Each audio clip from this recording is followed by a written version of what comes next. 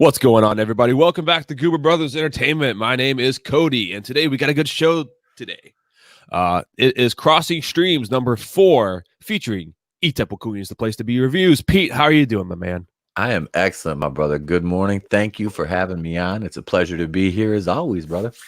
All right. Well, today we got a nice little story for us. It is Brie Larson and Tessa Thompson support Captain Marvel and Valkyrie becoming the MCU's first same-sex couple. Yay! Super stunning and super brave. Super brave and stunning. Look at that. Is that the face of bravery or what? She looks like she farted and she's smelling it. She's like, huh? Brie She's just Larson. laughing around herself like I fucking ate eggs before this interview. Brie Larson, I have to say this real quick. Brie Larson is 30 years old. Look at her face. That is a 45-year-old divorcee with 6 kids. It is. I mean, and I will say this, I don't really care for Tessa Thompson that much, but I mean, facially, she's pretty hot. She is. I don't know what it is. Something about her, I find her attractive. But I mean, she seems, I don't know. I haven't really seen her in anything outside of Marvel, so I really don't know what kind of actress she is. But I mean, Brie Larson is she's not a good actress. I'm sorry. That Oscar is bullshit. So well, it's like they raided the closet of the Seinfeld cast. That's like the jacket that Kramer's dad got, and he had to give up to the Cubans to get the cigars. That's basically it. That's like Tessa Thompson's got that jacket on. Oh my god, these two, man, and the MCU. I hate to say, but I have a bad feeling about it, and I don't really care about the Eternals, and I know that's like the next big thing coming out, and no one cares. No, but anyways, this article is from Insider.com. Captain Marvel and Valkyrie actors Brie Larson and Tessa Thompson support a potential romantic relationship between their MCU characters, both fairly newcomers to the MCU. The pair debuted their respective heroes towards the end of Phase 3, Larson in her titular film, Captain America, earlier this year, and Thompson in Taika Waititi's Thor Ragnarok in 2017. Despite both the franchise's late, they've both made their presence felt right away. I didn't mind Valkyrie at first. I hate how they made Thor just a complete goofball, just kind of out of nowhere. But I was like, I could live with it. But I mean, fuck, dude. Like, what are we doing here? Larson and Thompson are among the growing number of female key players in the MCU. Larson is not a key player in the MCU, motherfuckers. No, she is not. After years of only having Scarlett Johansson's Natasha Romanoff / Black Widow as its prominent heroine, there has been an influx of women of power in the franchise over the last few years, with the addition of Saldana's Gamora, Karen Gillan's Nebula, Evangeline Lilly's The Wasp, and Palm Clementine's Mantis. Denai Gura's Okoye, Letitia Wright's Shuri, I can't stand Shuri, Lupita Nyong'o's Nakia. Yep. Elizabeth Olsen's Scarlet Witch. Avengers Endgame even debuted Gwyneth Paltrow's Pepper Potts as Rescue, which was pretty cool. Yeah, I didn't mind that. That scene with her and Tony going back to back shooting people, that was sick. That was dope. It really was. That was a cool scene. But aside from Marvel Studios working on better representing strong females, the MCU is also working to be more LGBTQ inclusive, and Thompson and Larson are willing to be its first same-sex couple. Who fucking cares? My God. Amen. I know people can probably go back and watch us bitching about this and go, well, if you don't care, why are you talking about it? Well, it's my fucking show, and I can do whatever I want, so fuck you. Yep. And also, it's about story. It's about fucking Marvel comic superheroes and superhero shit. It's not about who gets to scissor who each other. Like, you can do whatever you want, and if you're gay in the show or the movie, that's fine. But don't push it like it's a necessity. Like, you don't need this shit, and it's not that big a deal. Just because you're gay doesn't mean there has to be gay people in the show. If there's a gay TV show, doesn't mean there has to be straight people in it. Like, who fucking cares? And these two don't fucking know each other. So how are you gonna, like, Doesn't Captain Marvel have more important shit to do than not help Earth? And No, Valkyrie's got to look over New Asgard, so it's like, oh, we need Captain Marvel. Like we could have used her a long time ago. Oh, well, she's fucking off to other planets or whatever. yep. Oh, Endgame. Let's have her come in at the last second because, not that I wanted her even in the movie in the first place, but I mean, thinking like in the universe itself, could have used her earlier, but whatever. But they were more worried about her changing up that, giving her that I want to talk to your manager haircut, and oh god, she did. They could have totally used like another character that was somebody gave a shit about. That was the thing about them making such a big deal out of her having the first female solo movie. That should have been Natasha Romanoff, Scarlett Johansson back in like 2013, right after the Avengers. They should have done the first Black Widow movie. Or after Age of Ultron, you had the perfect opportunity to introduce the real most powerful female superhero in the MCU thus far at that point, which is Scarlet Witch. I mean, she's like the creates the mutants basically. I mean, this is just it's bullshit. And I think Elizabeth Olsen, there's like some heat between her and Brie Larson over that. And if you honestly look at it, Elizabeth Olsen is a much better actress than Brie. I mean, she doesn't get near. She's the only Olsen that's talented. I mean, she married Kate and Ashley's sister. You got it, dude. I used to watch that show every Friday on TGIF growing up, man. Full House. Used to watch it on Nick at Night. Sorry, Bert. No, that's fine, bro. Listen, I'm a little bit older. I grew up, in that, that was it was on the air, and I haven't watched the reboot. I never watched the reboot, but no, Bob Saget's the shit. His stand up is so filthy. It's amazing. It is so amazing to see Danny Tanner just drop expletive after expletive after expletive. Did you see the TV? They had a TV show on how they made Full House. They had like other actors portraying the actors, and Bob Saget's like a fucking asshole. He's like just like cussing up a storm in this TV show, and it's like a behind the scenes type of like reenactment of like how Full House came to be and how the actors got together and stuff.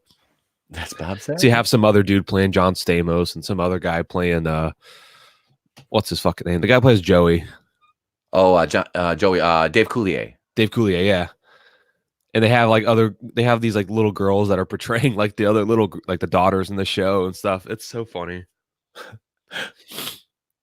But Dave Coulier was one that was married to Alanis Morissette, I think. Yeah, I think so. I think that's what I heard.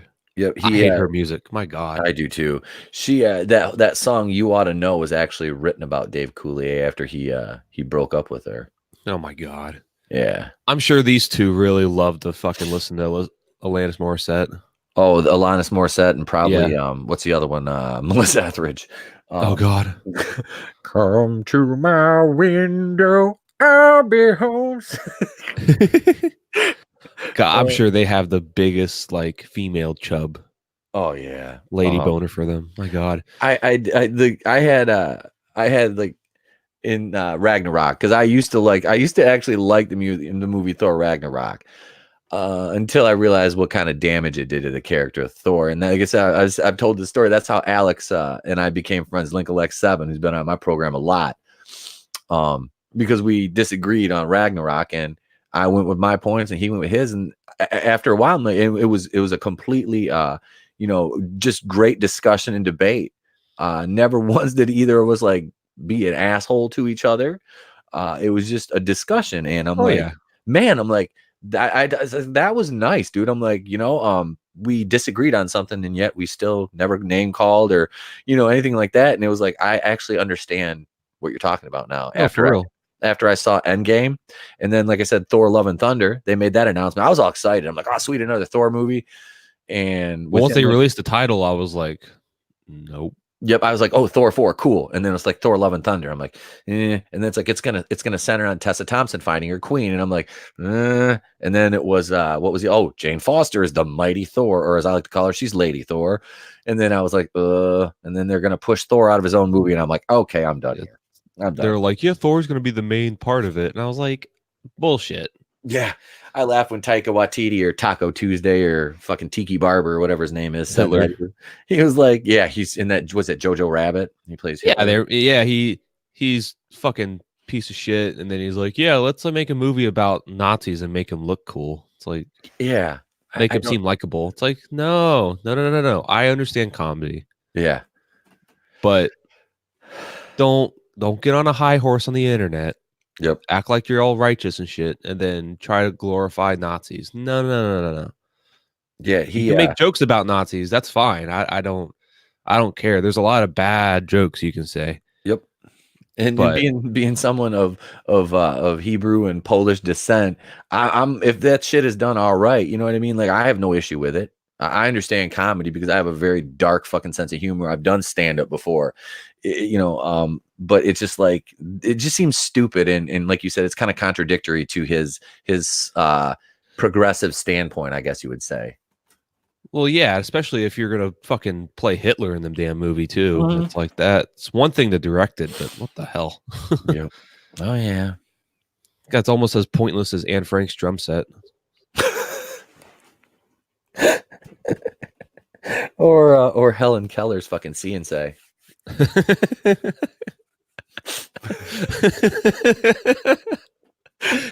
damn it. 11001. It's water, Helen. It's water. I'm sorry. Can't help myself with a Helen The Keller last joke. Mimsy. You have selected 300. Oh God. The last Mimsy. Oh. I love Family Guy. All right. So the actors appeared on Ace Comic Con in Chicago and revealed that they're both supportive of the idea that their character began a romantic relationship. Why is that important? It's not. We're here to ship. We're here to ship, y'all. We can dig into it. I'm just telling you, we're shipping. What? No. Ugh. No. You know what's important? Actually making a movie that doesn't suck. Making a movie that doesn't suck so bad that Disney's going to be buying a lot of the tickets and lying about the sales. Yep. If there's any movie out there that Disney put out besides The Last Jedi and they're lying about the sales of all of it, it's going to be Captain Marvel. Guarantee you Black Panther made all that money that they said it made. Oh yeah. Guarantee you fucking Ragnarok made all of it. All of the Marvel movies. Guarantee you they made all the movie that they said they made, including all the animated movies and all that shit. Captain Marvel? No way. No. That movie, that was like a bland, boring ass movie. It wasn't, like I said, I watched it. It wasn't good. Like, and for those people that, oh, it's so good. No, it wasn't. It wasn't. It's a 5 out of 10. It's a popcorn flick. It's got some cool like effects with as far as like the Kree technology goes. Brie Larson's wooden. She's wooden. What's his name? You got Jude Law, who's kind of whatever. Samuel Jackson, his Nick Fury character is like basically an idiot in that. I mean, he loses his eye. The Flurkin, the cat, fucking scratches his eye out. And they talked about that in like Winter Soldier. Oh, well, you don't want to know how I lost that. Or it was, and like, they had actually had a cool backstory until they had to retcon it for Cat Pan Mediocre. And oh, yeah. And the end of that movie, the very last scene where he's sitting there and he's typing up the Avengers Initiative and he's like the Protectors Initiative. And he looks at the picture he has of Cadaver Danvers next to the fucking plane that she never flew in combat because the bitch was a test pilot. They never let her fly a combat mission. And her nickname on it was Avenger. And so he's like, he scrolls back and, deletes, the Protector Initiative and the Avengers Initiative. And that's how it was named. No, motherfucker. Captain America was the first Avenger. That's how the Avengers got their name. Not from Brie Larson.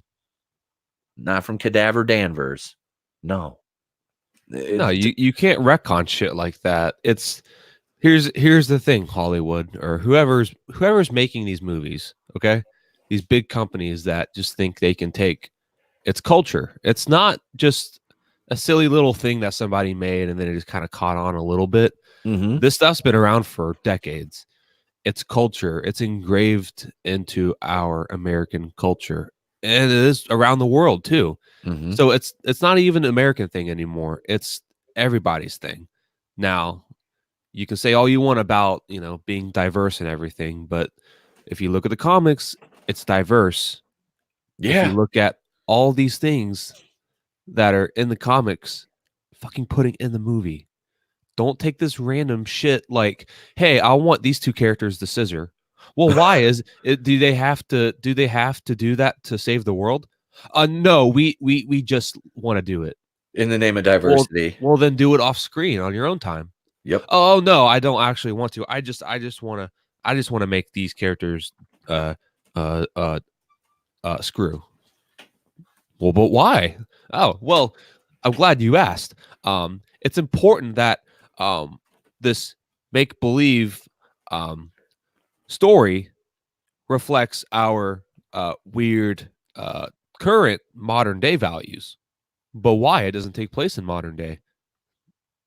Yes. Well, you just made no sense. Well, thank you very much for your time. I appreciate it. It's just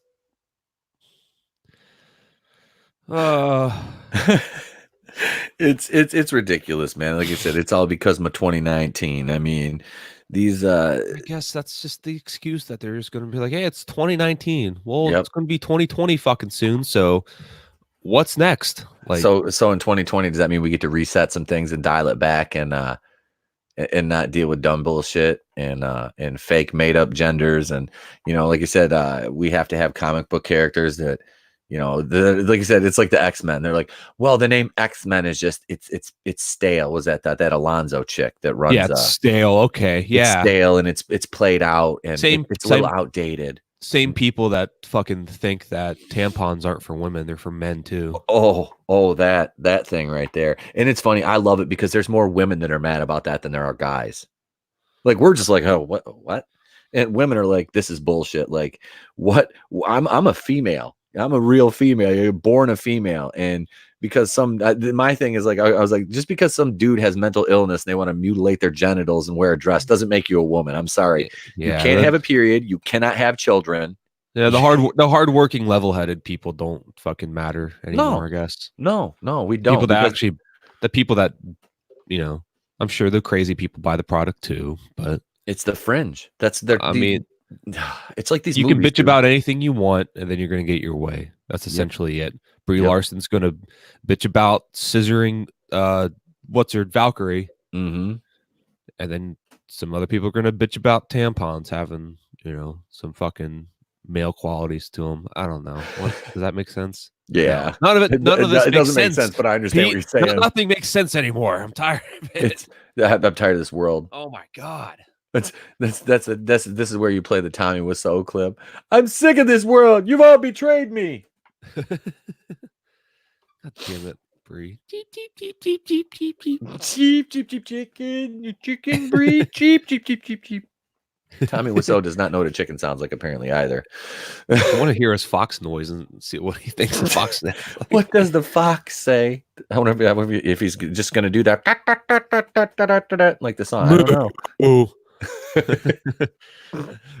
Oh God. So since it was implied that Valkyrie is the first openly bisexual hero in the MCU, fans have been on the lookout for when this will be explicitly played out on this big screen. And since Endgame ended with her officially becoming the ruler of New Asgard, the hunt for her new queen has begun. So why does it okay, if she's bisexual, why does it have to be a queen? Exactly. So why can't it just, fuck, like what if they went back in time and got what's his face? Made him alive again. Who's that? Loki? No, the other dude with the sword. Oh, Heimdall. Yeah, what if they brought back Heimdall? I wish. That'd be cool. I wish. That'd be a fucking power couple and a half right there. I really like the character, man. Plus, it's Idris Elba. He's awesome. Shit, dude. I love awesome. Heimdall. Me and my girlfriend fucking loved him. Seeing him in Ragnarok kick ass, that I was waiting for that. I was like, thank you, he's fighting finally. God. Yeah, you had the Warriors 3 or whatever they were, Thor's, friends and shit like that. I was Now Love and Thunder, they really haven't talked about this, but what's her Jamie Alexander is supposed to be coming back for this Lady Sif.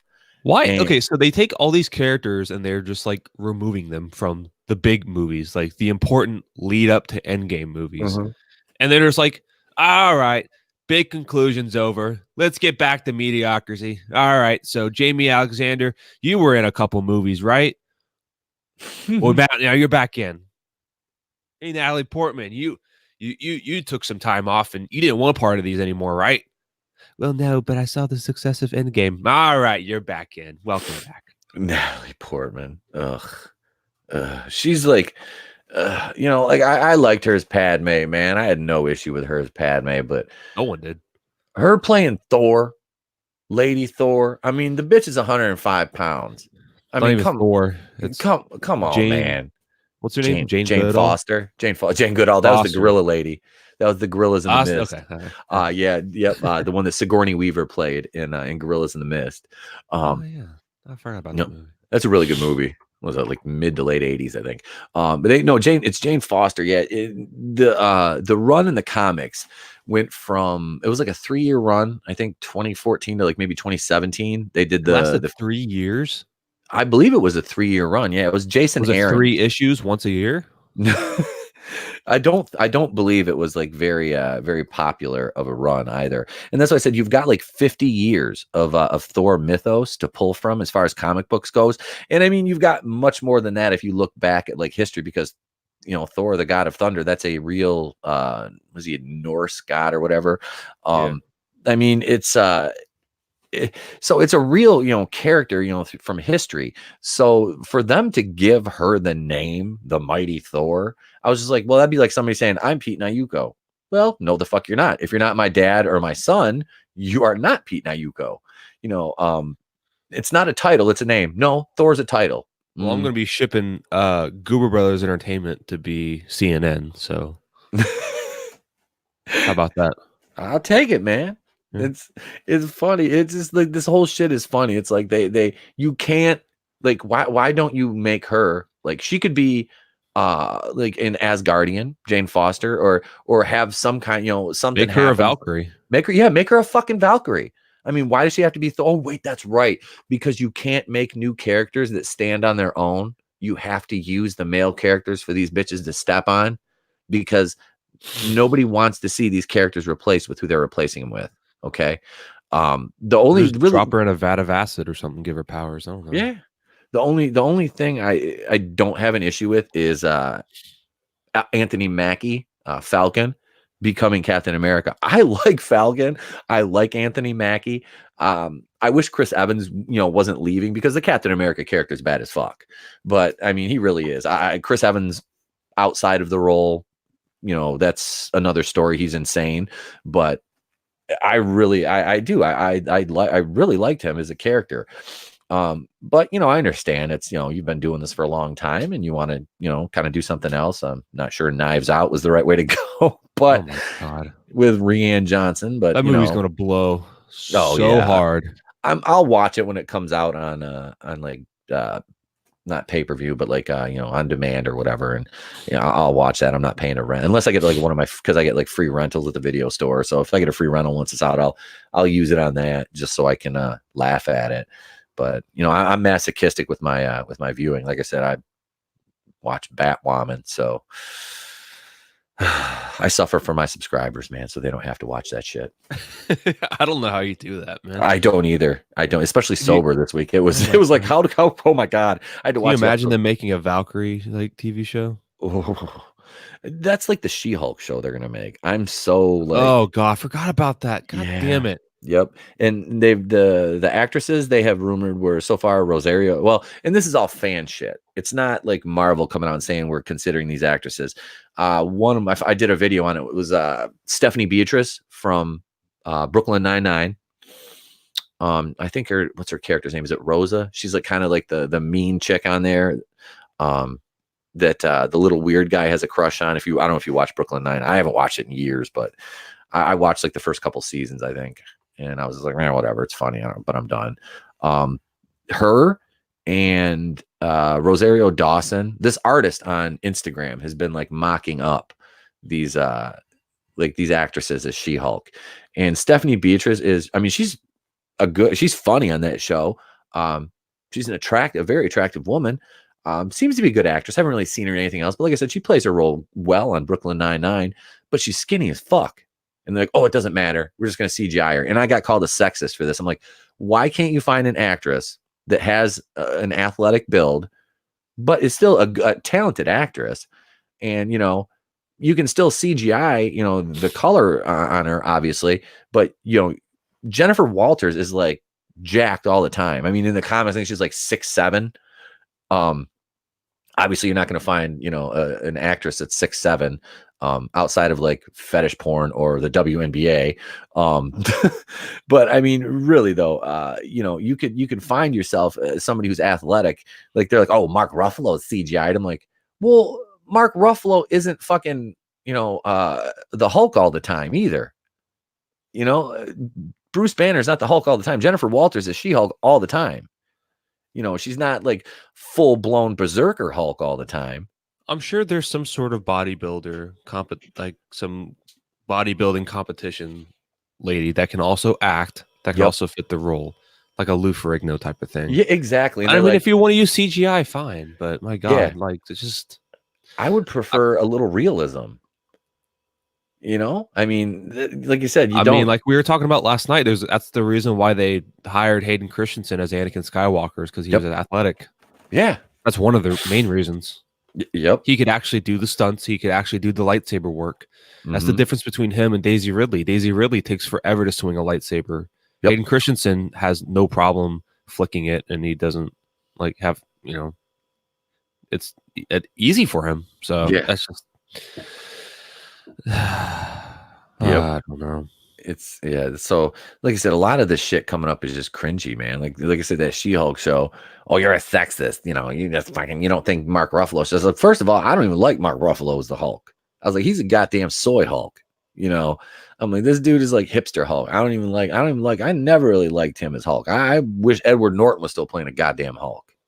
So this is kind of funny right here. It says, it's too early to tell if something will ever come out of people loving the idea of Captain Marvel and Valkyrie being romantically involved, considering the both are pivotal players in their separate film series. We don't care. How's that sequel coming there? How's that, Brie? Yeah, how's that, Brie? How's that Captain Marvel sequel coming along? You guys planning ahead? Is Ryan Johnson going to direct it too? Oh God, I hate him, but I could see them doing that. That would be so perfect. I could absolutely see them doing that. Ryan Johnson. He's gonna be like, listen here, Captain Marvel, she's strong, right? All right. Well, here's what we're gonna do. We're gonna have Ghost Rider, right? All right. So we take Ghost Rider and we take Lady Sif, because she doesn't have anything to do with it either. But we're also gonna have the Hulk in there. Why? Because he's a smart guy. Anyways, so we're going to take all these characters, and what are they going to do? They're going to go to the fair.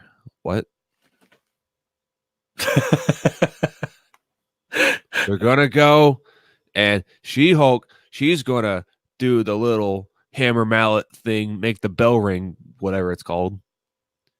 And then Hulk's going to do the hot dog eating contest. That'll be fun. Oh, wait, here's Spider-Ham. What? Spider-Ham. Subverted your expectations. Boom, subversion. Boom. It's like John Madden. Subversion, diversion. What's your perversion? Oh, God. Subversion. I hate Ryan Johnson. I mean, it's my God, why? What is she going to go to Mordor in her new movie too? She's going to do something big. She'll probably lift a planet with one hand while single-handedly defeating every bad guy in the Alien with the other. Let's look at this. Hold on. What's this interview? Not interview. Article. Disney will lose some movies to Netflix in the 2020s. Huh? Oh, what do we got here? Okay, I haven't seen this yet. This is interesting. Thanks, Screen Rant. All right. Disney Plus subscribers will have access to a vast library of content, but the new streaming service will lose some films to Netflix in the 2020s. Disney Plus is the mouse house's attempt. I thought it was House of whatever attempt to dominate yet another market, hoping to complete with juggernauts like Netflix, Hulu, and Amazon Prime. Disney Plus will allow subscribers to access content across all Disney properties. This includes film and television from Lucasfilm, Pixar, and Marvel. Like its competitors, Disney Plus will also include original content developed specifically for the platform. This includes the highly anticipated Star Wars series, The Mandalorian, and live-action remake of Lady and the Tramp. Let's continue, shall we? So the streaming service will notably provide access to Disney content that hasn't been readily available. The Disney Plus Twitter account tweeted the names of every piece of content Disney Plus has to offer a couple weeks ago, and many fans were excited to see rare movies and television they haven't been able to find, haven't been able to watch in years, and all be available in one place. While Disney Plus is set to become a streaming giant, the service will be losing a few of its key players in a couple of years. So let's see. Disney has previously allowed content from their subsidiaries to be streamed on other platforms. Because of these licensing deals, CNET reports Disney Plus will be losing a number of movies in 6 years when they return to Netflix. Okay, well, what are they? My God, you just keep reiterating it. Jesus Christ. Clickbait. Jesus Christ. Okay. Even though the Disney Plus catalog is so vast, it took Disney over 3 hours to announce them all. There will be some notable exclusions from the platform on its November 12th launch date. Dang, it's November 12th? Holy shit. Yep. Some of these exclusions are understandable with recent releases such as Avengers Endgame not being available until later in the year. Other movies are excluded for no clear reason, like Tarzan and Maleficent. Okay. All right. Well, all right. Well, fuck this shit. I'm out. Did they not elaborate any further there? Not really. Just dumb. You don't need a slideshow of pictures. The fuck. Disney and Netflix have history of sharing content, while Disney and Netflix seem to have come to an agreement with sharing the streaming licenses for specific movies. Negotiations for other properties haven't always gone so well. Netflix infamously canceled the critically acclaimed Marvel Netflix superhero shows, many of which have had their final seasons end on cliffhangers. This supposedly came when Netflix saw ratings drop for many of the shows and disagreed with storylines Marvel had developed for later seasons. It is also rumored that the cancellation of these shows might prevent these comic book characters from appearing in the MCU proper for a number of years. They're not ever going to be in the MCU. Never. They're never going to be in the MCU. That's why I don't like these TV shows, because they don't have any connection to the movies, and the movies are the big thing. Yep. I don't want to watch a TV show. Be like, wow, I can't wait to see Daredevil team up with Spider-Man.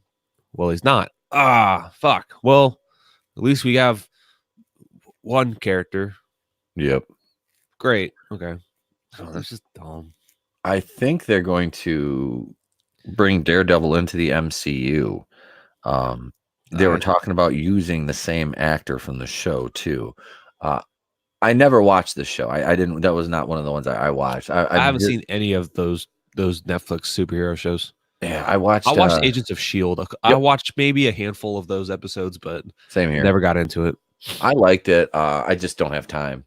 I want to keep watching it because Trey and I started watching it.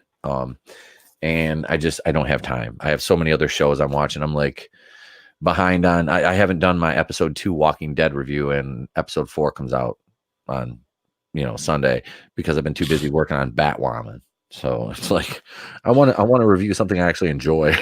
God bless you, sir. I don't know how you can do that. Ugh. Like I said, I've watched each. There's 3 episodes. I've seen each episode 3 to 4 times. Ew. Which hurts. It hurts my brain. Are you okay? No, I already have mental issues as it is. Now it just exacerbated because of Batwoman. I need to buy you a drink, man. I'm telling you, I would take one right now. And it's 10:45 in the fucking morning. Hey, that's okay though. I mean, Yeah. it's just you're just getting a head start. That's all it is. Yeah, Trey can DD. He's good. You know, he can almost reach the pedals. Fuck it. You just I'll use a just, little wiffle ball bat like I'm working I'll just give him. Talladega Nights. I'll give him. I'll put Daddy, some. I'm going fast. I'll put his mega blocks on the pedals, and he can sit in the driver's seat. He actually started my truck the one day. Oh, Um, cool. he hit the remote start and started it. He figured out how to do it, and I'm like, well, there's another job for you in the morning when we leave the house, bud. So now he just likes to honk the horn and annoy my neighbor. But they know I have a kid, and my neighbor is my old elementary school principal, and I have best friends. I bought his son's old house. You know, we're really good friends. So he knows I got a little guy over here. So when shit like that happens, they never get mad or anything. Oh man, that's pretty cool though. It is. I wouldn't be mad if a little kid was like, "I want to honk it." No, Nah, go ahead. no. The only time I get pissed is when he jumps in the truck, and when we're at the store, and he'll get in the truck, and I'll put him in his car seat, and he unhooks himself and jumps in the front seat while I'm loading the groceries and starts honking the horn. Then I'm like, all right, dude. First of all, how the hell did you unhook yourself from your goddamn car seat? No. Second of all, get your narrow ass in the back. Get your narrow ass in the back. I don't swear at my child. I don't. I'm not one of those parents. Only. Hey, I wonder don't. if like Disney or Marvel, since your son doesn't like Captain Marvel, I wonder what they would say to him. They'd probably be like they'd blame me for it. They And I'd be blame like, you and your wife. yep, it's funny too because my wife hated it too. She watched like a couple minutes of it and she's like, Shocker! Someone with a level head doesn't like Captain Marvel. yep. She watched. I tried to get her to watch Batwoman with me when she was off work last Monday for Columbus Day.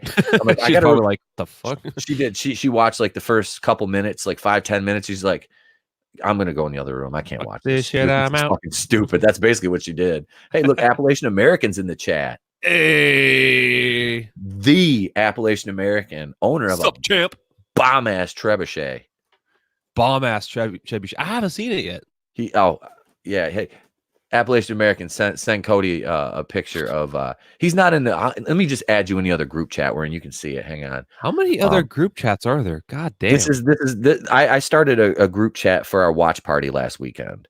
So, and that's going to be just like our watch party chat group. Okay, yeah, because you asked me last night if I could go look at it. I'm like, all right, I'll go look at the trebuchet, and I was like, I don't see it. I was like, what am I missing here? I'm adding you right now. Let's see. All right. Add members. So there we are, right there, and you're right up top of my contact list. Boom, you're in there like swimwear, my brother. All You'll be able to right. see that now. So special, Stunning and brave. stunning and specially brave.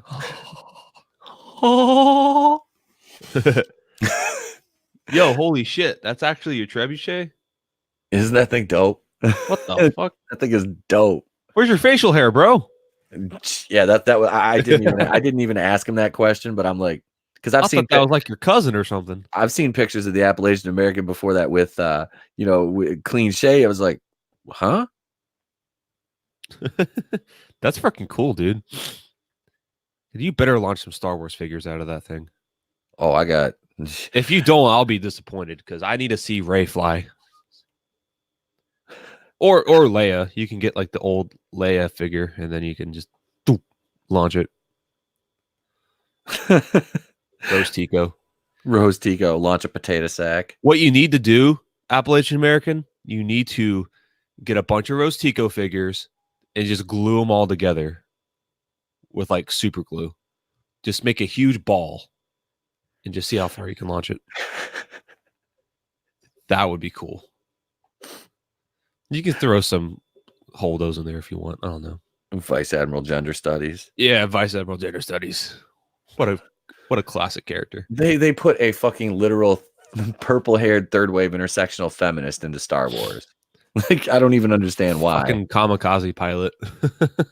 Jesus. What's this? Oh, that pic was from 2013. Ah, that was a young. I graduated high school then. Ooh, Did I just age myself? You're the one worried about that? Really? Like I said, I graduated high school in 1998. I was 3. Yep. Yep, I know, man. Trust me. It's it's funny, man, because like everybody's like, oh, you're 30. I really don't feel or act 39. No, you don't.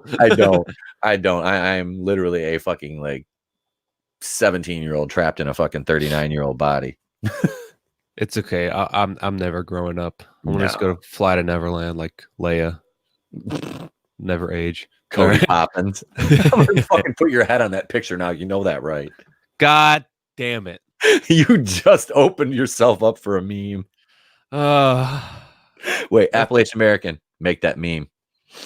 Do do it. no. Do it. No. Make it. Oh my god. All right, let's move on to the next article so we get off that fucking topic. All right, guys, it's Halloween. Well, not yet, but it's almost Halloween. It's October, spooky season. Pumpkin spice lattes and what else, Pete? And haunted houses and Penis. candy. I'm just And what? kidding. Haunted houses. Did you say penis? Yeah. That's what I thought you said. Like, wait, did I miss something? I'm like, I don't know how you guys are you going to the Keys for Halloween? Well, actually, one of the most haunted artifacts is located in the Keys. Really? Yeah, it's a doll. Is it like Annabelle? Just as bad. Jesus Christ. Yeah, I forgot the name of it. It's like a little sailor doll, and it's like killed people. Okay, I'm looking this up right now.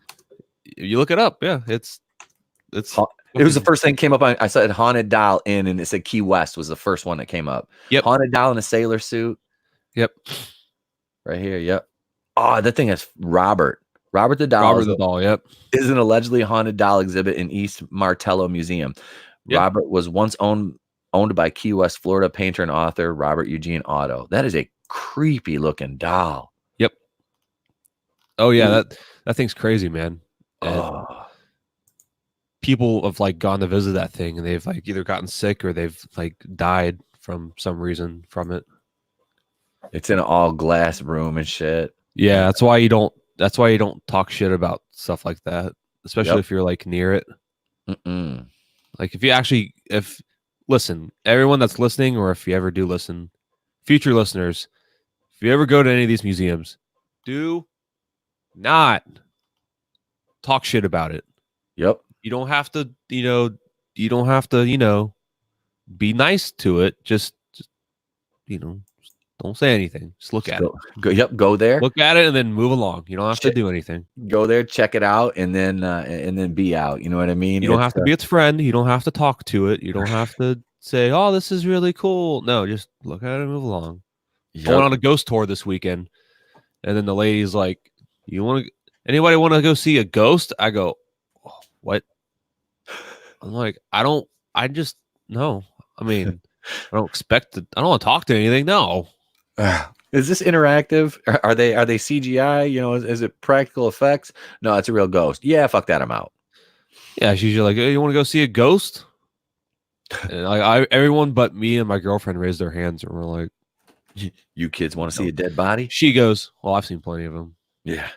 Funeral home job. What? All right. Oh, that's right. I forgot you worked in a funeral home. You told me that before. But like everyone raised their hands, and then me and my girlfriend were just like kind of standing there. We look at each other. We're like, and the tour guide, she calls us out, and she's like, "You guys seem a little uneasy about it." And I'm like, I don't want to make friends on this tour. I just want to like in and out. Yeah. I want to learn. That's it. I don't want to like play patty cake with the ghost. Yeah, no. And that's essentially what she tried doing. And I'm like, oh my God. I was like, do you even know what it is? Yeah, it's a little girl. Her name's Erica. Okay. Do you know for sure that it is a ghost? Yeah. Of a girl named Erica? Well, yeah, it told us. Oh, really? Okay. So it's not a fucking demonic fucking spirit that just honey dicking you along until it decides to start being fucking violent and shit. Oh, okay. I'll take your word for it. You can believe in ghosts, which I believe in stuff like that. That's fine. Yep. But if you legitimately, and I mean, if you actually think that these things are what they say they are, you're insane. Yep. You're absolutely insane. If I went up to you and I went, I'm a fucking ninja, they're going to be like, oh, wow, that's interesting. Cool. Like, how long have you been a ninja for? 8 years. Yeah. Just bounding in the shadows. Like, oh, congratulations. Wow. That must be a tough job. Yeah, man. It pays the bills. If you actually believe that, then you're fucking crazy. Same thing with this stuff. You can actually see me, but you can't even see these things. So for you to believe that, that's unreal. Yeah, I would not take a ghost word for it. It's just stupid. But let's get to this little article. I thought this was kind of cool, and I figured, we could Halloween time, we can look at some spooky stuff. And Absolutely. the next couple of my shows, I want to talk about stuff like this. So yeah, it's pretty cool. It's the time of year I like, researching this stuff and watching scary movies, just like everyone, Mhm. But spooky sites, 7 of the most haunted places in the United States, coming from livescience.com. And if I can scroll down without it lagging, most famous haunted house in Savannah, Georgia, maybe the Sorrel Weed House. I've been there. That's cool. Huh. Savannah's awesome. Most haunted city in America. Really? Nice. Or it's one of the most haunted. Either that or it's like either that, Salem, St. Augustine's really haunted. St. Augustine's a fucking cluster of American history. It's insane. First Thanksgiving was in St. Augustine. Oh, I did not know that. Mm-hmm. No, but a lot of people don't know that. Huh. Waverly Hills Sanatorium, Louisville, Kentucky. So let's look at that. So this grim Batwing building is the archetype of the haunted hospital or insane asylum. The first hospital on this windswept hill on the edge of Louisville was built in 1910 to treat victims of the White Plague of tuberculosis that was ravaging the country. White Plague. I thought that was just like a disease for SJWs to call white people, like a white privilege like disease. White Plague. The White Plague. The White Plague. Oh boy. What are the symptoms? You get pale, male, and stale. Yeah. The symptoms are you like Trump and all right. So at the time, oh, what the fucking shit. Okay. At the time, there was no cure, and the disease was often fatal. In some cases, doctors tried experimental methods to help ease the symptoms, and stories emerged of a list. What is happening to my screen? Is anyone else seeing this? Let's see. Hang on. I'm pulling up the article on my browser so I can see it a little bit better. Is it just lagging? It's just lagging a little bit. It looks like, isn't it? It's just going like a blank screen, like randomly. Okay. Why are we watching spider kill mice? This is stupid. Ugh. I want to watch this crap. No. I don't want to watch that. What was it? Hang on. Let me go back. Just spiders killing animals in here. I don't want to see that. No, I watch enough of that nature shit. All right. At the time, there was no known cure, and the disease was often fatal. In some cases, doctors tried experimental methods to help ease the symptoms, and stories emerged of illicit medical experiments in which the cure often proved as fatal as the disease. Certainly, the sanatorium was the scene of many deaths over the years, although claims that more than 60,000 patients died. There are exaggerated according to surviving records from the hospital. Historians say the real number was likely closer to 8,000, with a total of 152 deaths in 1945, the worst year of the epidemic. 60,000 is a lot. That is a lot. I mean, 8,000 is more reasonable, maybe, but I mean, how long was it open for? That's the real question. Couple weeks. All right. And fuck this shit, I'm out. Waverly Hills served as a geriatric hospital from the 1960s into the 1980s. And several stories about the spooky old hospital are based on rumors from this time that patients were mistreated, including claims that radical treatments such as electroshock therapy were used. What the hell? In the years since Waverly Hills was closed for good, wanderers, thrill seekers, and ghost hunters who found their way inside the building have told of slamming doors and strange noises in the deserted building. Others reported hearing footsteps and the screams of patients have from empty rooms. Ghostly, shadowy forms have been said to gather in the building's dark recesses and are said to follow visitors through the narrow corridors. Phantom footsteps and voices reportedly echo along the death tunnel or body chute. So it has the thing from Jeepers Creepers. It has a body chute. That's Guess so. oof. Oh, that's nice. That's insane. A body shoot? Yeah. That's unreal. That's like, didn't they have one? I think they had one of those in American Horror Story Asylum too, in that one. That's like something, a body shoot. Mm-hmm. It's like, yeah, let's not worry about the family or anything. No, no. Well, you got to Nope. figure, like, what year was this? What did they say? Did Like they give a early year? 1900s, Okay, so back then, 1910s onward. basically, psychology wise and mental issues. Back then, people that got admitted to those places, their families basically didn't care. It was No. like they're getting rid of you. That was their way of like dumping. Everyone was an alcoholic. No one cared. Mm-hmm. That was the fucking whole the whole gimmick about mental health back then was they were just cast-offs, man. There was no treating them. It was like you got electroshock therapy or this crazy shit they used to do back then, or and when you died it was just they threw you away because The electroshock thing makes no sense at all. none. Like, people weren't as smart, or they weren't as, I'll say they weren't as educated, but they weren't dumb. How the fuck would that work? Oh, We're gonna shock you for what? To make you healthy again. Well, how does that work? No idea. All right, 1, 2, 3, go. just start shocking them. We'll figure it out as we go. Wait, what? Yeah. All right, Bill, you take notes. Elizabeth, you got those straps tightened, right? Okay. And on 2, 3, go. Oh, he's dead. All right. Well, next one. Yep. Well, yeah. Bring in test subject number 11467. Oh my god. That'd be, dude, I can't imagine. Several stories center on the 5th floor of the hospital where tuberculosis patients with mental disturbances were reportedly treated. In particular, room 502, where 2 nurses are said to have killed themselves. What? One by hanging, the other by jumping to her death, is said to be haunted. Some visitors claim to have seen mysterious shapes moving in the windows, or to have heard voices telling them to get out. Well, there's your sign. Yep. Here's the thing. You want to know how you can solve that problem? Don't go there. Yeah. Don't go there. You can look at it in the picture. It's a lovely building. I mean, as you can see, the architecture and the rust is it's gorgeous. The broken windows, dude. They don't even have window frames in these. Like,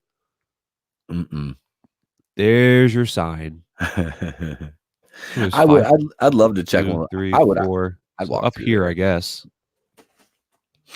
I'd check that out. I would definitely walk through that bitch. That's unreal. Savannah, Georgia, like I was saying earlier. It's a cool statue. Dude, have you ever been to Savannah? I have never been down that far. No, the only time I've ever been to Florida is the Miami International Airport. Oh god damn. Okay, that's a long ways down. Yeah. Well, so you went to Cuba. We were going to Jamaica. Well, Miami is Cuba. So. Yeah, basically. Yeah, it's like little Cuba, as everybody says. Like, oh, did you? Because I wanted to go out and kind of do some sightseeing, but we only had like a 2-hour layover. And it's more Cuba than actual Cuba because it's actually like in the U.S. and they actually have freedoms. Yeah. Yep. Not a dictatorship. I want to go to Cuba. I really do.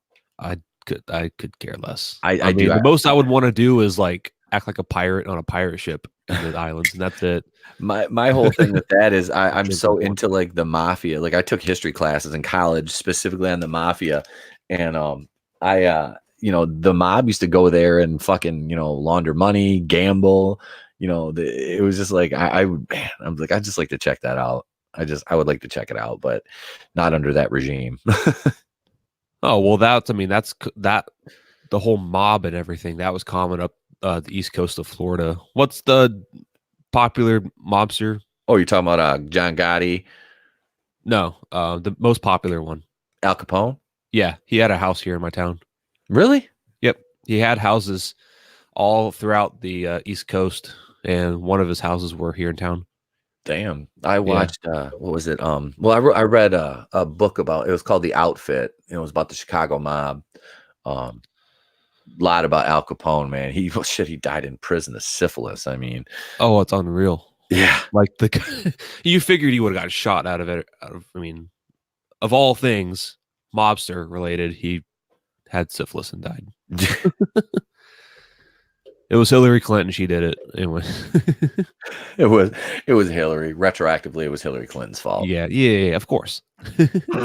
So Savannah, Georgia. So Savannah is actually really beautiful. I would not mind living there. Very historical, very beautiful, really good Southern charm to it. Really, a lot of Georgia, I mean, is nice, but Savannah in particular, a lot of Spanish moss covered trees, and you know, it's just Mhm. it's really nice there. But it's very, very, very haunted in Savannah. So, home to dozens of celebrated haunted houses and hundreds of ghost sightings, Savannah is often called the most haunted city in the United States, especially by its many ghost tour operators, who often begin with a visit to the city's historic Bonaventure Cemetery, a tangle of some stone tombs, eerie statues, and spooky trees laced with Spanish moss. Among the cemetery's resident ghosts is that of Gracie Watson, a 6-year-old who died of pneumonia in 1889. Her ghost is said to haunt the life-size statue that stands over her grave, which, like several other funeral statues or funereal, they misspelled that word. Anyways, statues in the cemetery are sometimes said to move as if they were alive. While the sounds of children playing or crying is sometimes heard nearby. Nope. That's creepy. Savannah's Hampton Lily Bridge house was built in 1797 and was relocated to its current location several years ago, despite the discovery of a mysterious crypt beneath the new property, which has never been opened. Since then, no fewer than 26 families who have lived in the house have complained of various ghostly goings on that forced them to move out. These strange encounters include furniture moving around and doors locking themselves. The most famous house in Savannah may be the Sorrel Weed House, which appeared in the opening shots of the 1994 film Forrest Gump.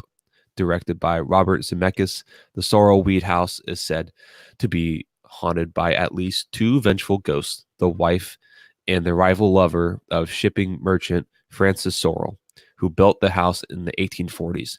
Francis's wife, Matilda Sorrel, allegedly jumped to her death when she discovered her husband's infidelity. But historical researchers point out that by the time of her reported suicide, in a moment of lunacy, the Sorrel family had moved out to another property next door. So I've actually been to that house. Oh, okay. So creepy as shit. Beautiful house, but my God, I went there at night. So I mean, I know ghosts and these spirits, they're not vampires. They don't come out at night only, but Yeah. it's creepier at night. Oh, Everything absolutely. is. But they like would show like this person was hung here, and there's other deaths in the house. It wasn't just that, but like this person was hung right here where you're standing. I was like, oh great, this is a lovely tour. Thank you. And then they go out to the balcony and then she jumped there. And then we went outside and we were walking around and she's like, and this is where she landed. I was like, nice, thank you very much. And I was like, okay, cool. And then they took us to the wine cellar. It's a big ass house, and their basement's a big wine cellar, and it's very spacious. But oh my God, it's creepy, dude. Ooh. So it's a cool house. I mean, I forgot what tour that was that I went on. That was years ago though. That was probably like early 2010s. Damn, man. But that's a cool tour. I didn't realize that was the opening shots of Forrest Gump. I didn't either. That's crazy. Well, I know Forrest Gump was filmed in Savannah, but I didn't know I didn't know that house was in it. But they have like the bench that he sat on and stuff, like in a museum. But they have these like little parks throughout the city. They're called squares, and they have like different statues and stuff. So each little square, it's like a little tiny miniaturized park, and they're located throughout the whole city. And where he's sitting at is one of the squares. So Okay. it's the one near that house, I guess. So The little parks. That just reminds me of Parks and Rec. We're building a micro park. micro park. That's essentially what they are. You okay? So you know what I'm talking about. You Yeah, okay? that's I was like, essentially what they are. They're small little tiny like park things in mhm. between all these buildings and businesses and stuff, and it's really nice. There's a bunch of them, so you walk through the city, you go to different places to eat, or just you're walking around, and then you'll just every now and then you'll come across one, and it's nice, and people are walking their dogs around or just kind of hanging out, taking Yeah, pictures, and I mean, you get it, the occasional homeless person every now and then, but it adds to the aesthetic and everything, man. It's just nice to see some like some green grass and stuff in the midst of all the city. I'm sure. oh, it's beautiful. I love the whole southern like charm of it and everything. It's cool, man. I The went to South. Tennessee, like worked down there 2 summers in a row, to Knoxville, and I wanted to move down there. Like if I wouldn't have met my wife, or when I did, I probably would have moved to Tennessee because I had a shitload of wrestling connections down there, and I was hooked in with my dad's client down there, who like her great grandfather and her dad and grandpa built like a shitload of Knoxville, Tennessee. So they're like old Southern money. And, she was going to hook me up with a job down there. So, but I stayed in Michigan. So Huh. I love it down there, though. It is beautiful. It is absolutely beautiful. And it's like the people are friendly. I'm like, I'm not used to that. Like, if I walk by someone here and, nod or smile or say hello, I get, a weird, like, why the fuck are you talking to me if you don't know me look? Go to And the South, man. The South is it's where it's at. I'm telling you, I had never experienced anything like that. I'm like, wow, people are friendly.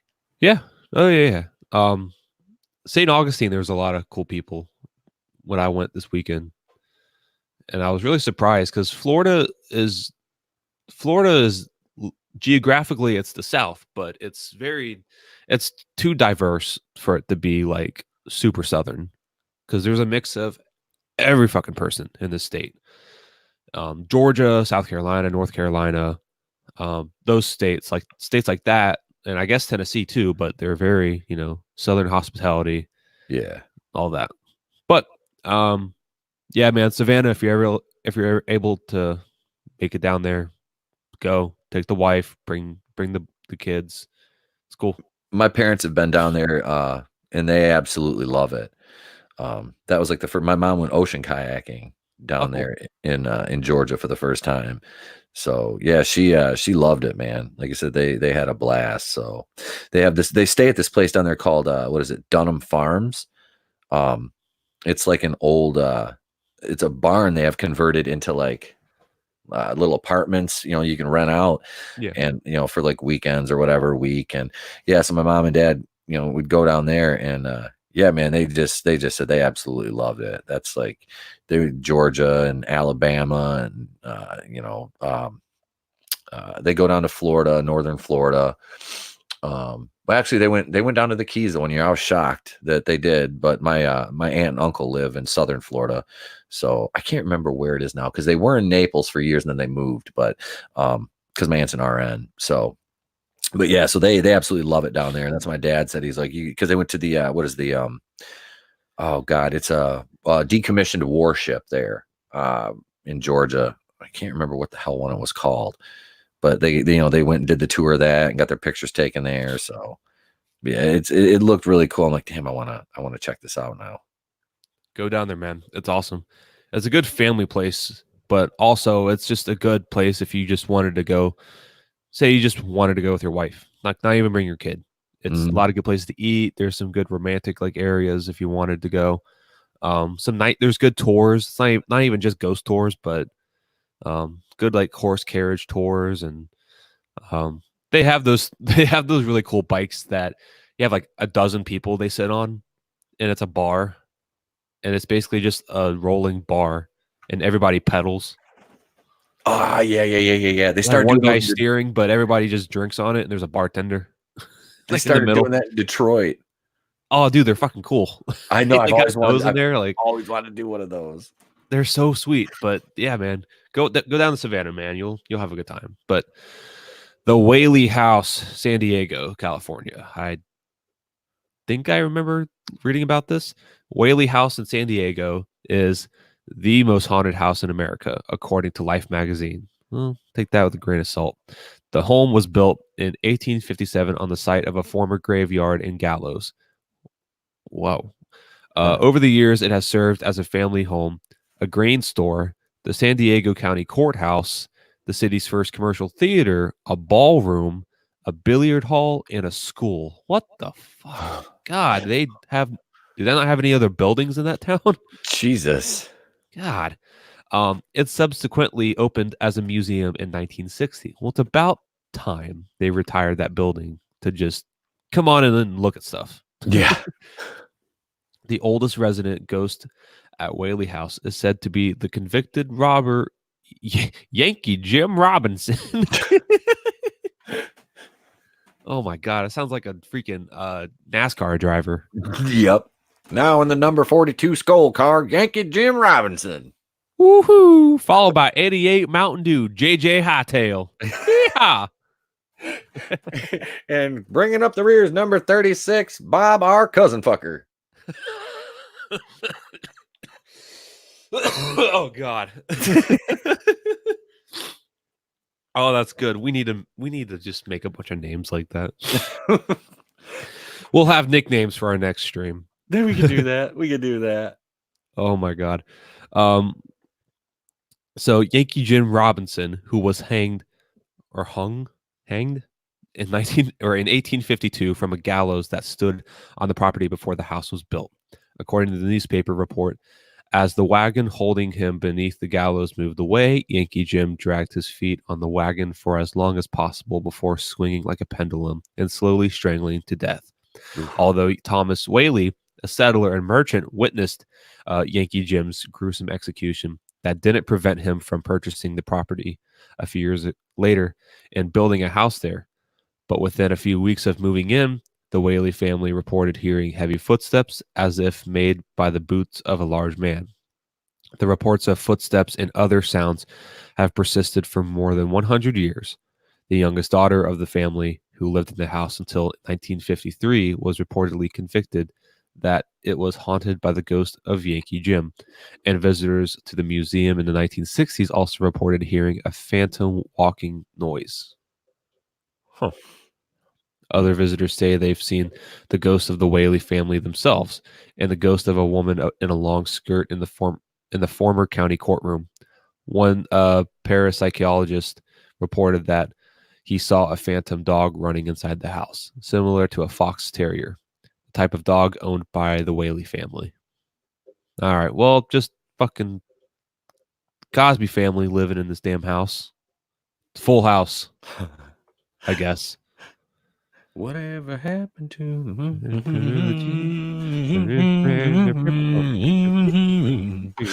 don't want to get a copyright strike, else I won't sing the song. Nah, who gives a shit? They're not going to copy strike us. I know. If they actually think we're trying to pawn it off as our own song, you're insane. I know. I get those. I've gotten like a dozen claims, so it doesn't mean anything. Whatever. I mean, copy strike it. I mean, if you want, but it's not our song. No. Go on TV and watch the show. It's not our song. I wasn't even alive when that show came out, so whatever. Bachelor's Grove Cemetery, Chicago, Illinois. Oh God. Shouldn't the whole city of Chicago be haunted by now with all the murders? Oh, there's ghosts. There's ghosts to the post in that motherfucking city, man. Not even now, just even before, because it was Chicago had the second city, which was like the underground city there, Yeah. So it was and then you had the big fire there. I mean, that city is just riddled with a history of death. And today it's like, well, we all know what Chicago. I mean, it's not like in the mob too. Yeah. Oh God, the mafia was all the gruesome murders from the mob. Yep, that was Al Capone's playground, man. Was Chicago. God. Yeah, that's it's about like Detroit, man. Like Chicago's actually Detroit's technically, I guess, nationally ranked worse, but I'm not sure now. Those two are like neck and neck. Damn. Shit, it's like Michigan. We had like 3 of the 10 most deadly fucking cities in the country at one point. Was it Flint? Flint's one of them, right? Detroit, Flint, and Saginaw. Saginaw. Okay. Yep. Saginaw is like a small. I mean, it's not small, but I mean, it's like, I don't know, probably like 60,000 people or something like that, if not a little bit more.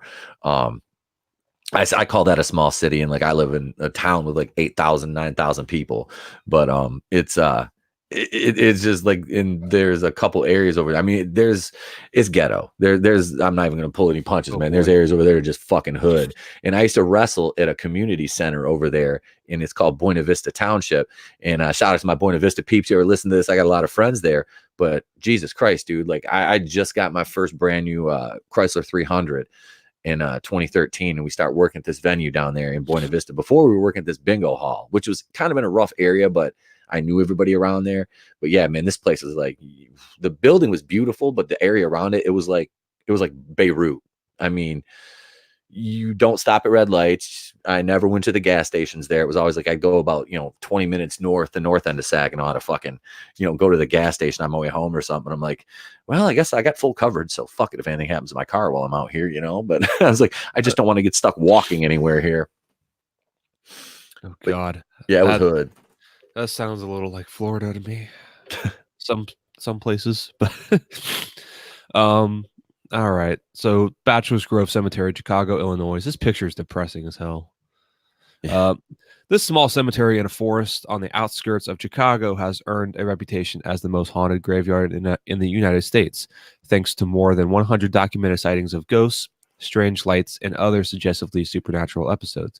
During the 1950s, after an outbreak of vandalism at the remote site, several people claimed to have seen an entire phantom farmhouse shimmering above the graveyard, which receded as they approached it. Others say they have seen the ghost of a farmer and his plow horse who died when they were dragged to their death in a nearby pond. Oh. Oof. Hmm. That's a way to go. Some people driving on the roads near the cemetery at night have reported encounters with a phantom 1940s gangster style car that appears on the road in front of them before turning off the road and disappearing. Others claimed to have crashed into the phantom car at a sharp curve in the road, but after the shock had passed, there was no damage and no other car. Damn. Huh. Can't even imagine that. Like, it's one thing you hear stories all the time of people, seeing like people and animals, but a car, damn, Yeah. that's crazy. Yeah.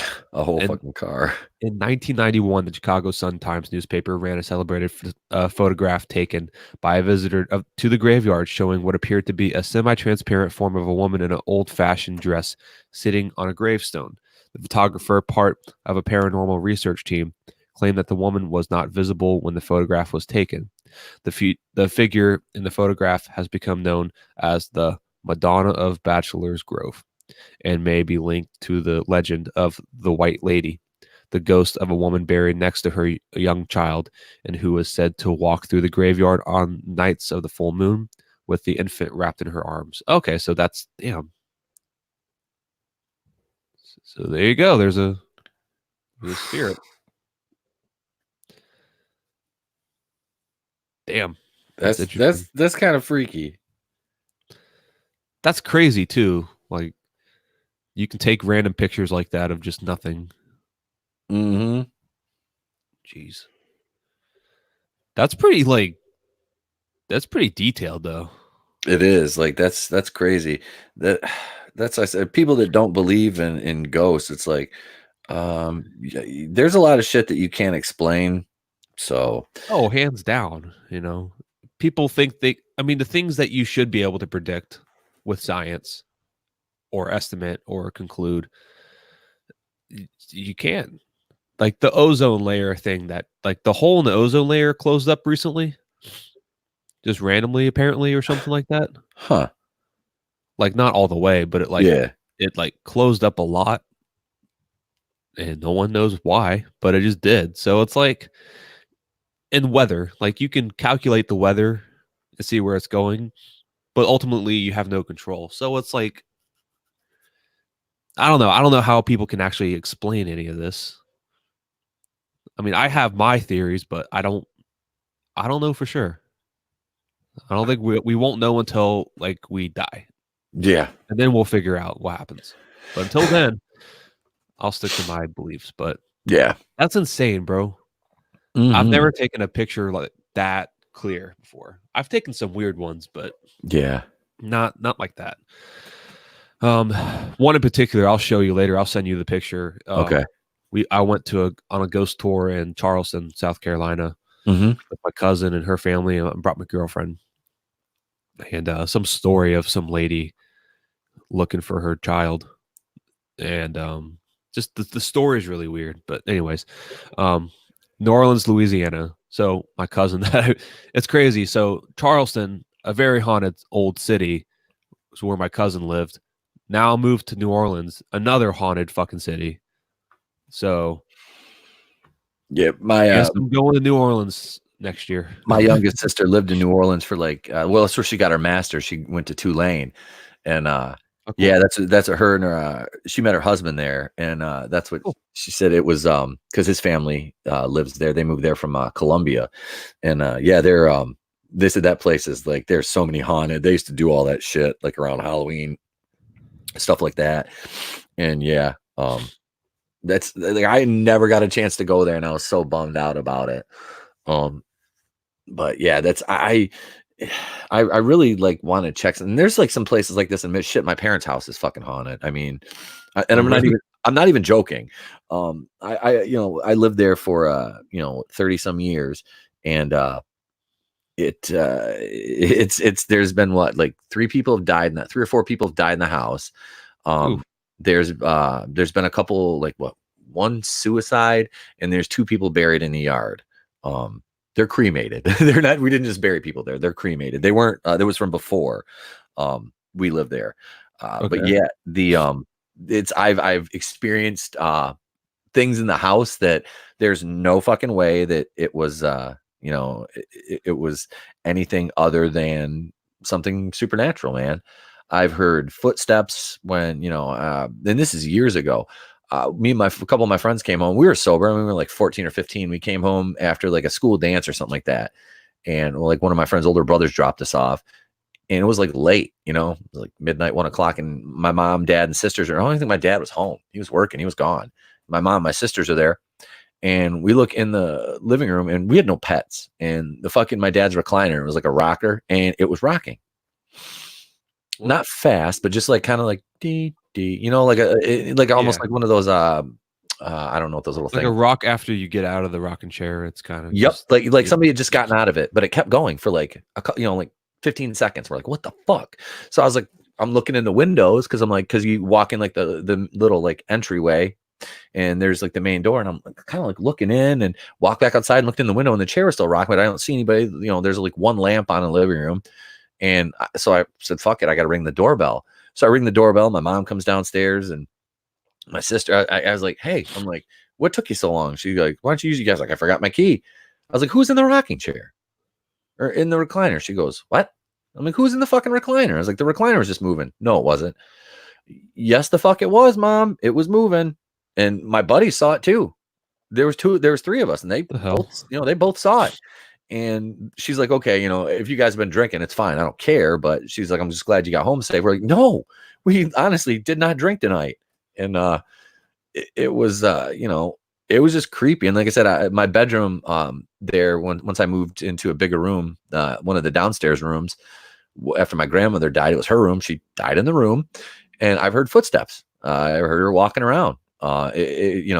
It's it was crazy, man. I mean, it's never like, I've never had contact or anything, but Yeah. I mean, there's been a couple times where I'd heard the footsteps on the carpet in there, and I'm looking, I'm the only one in the fucking room. And it's just I wake up out of a sound sleep, and I hear like, you hear feet on a carpet, and I'm like, huh? Turn the light on real quick, and there's nothing. Then a couple days later you hear it again. It's like, what the fuck? So yeah, man, it's like a 5,000 square foot like old farmhouse.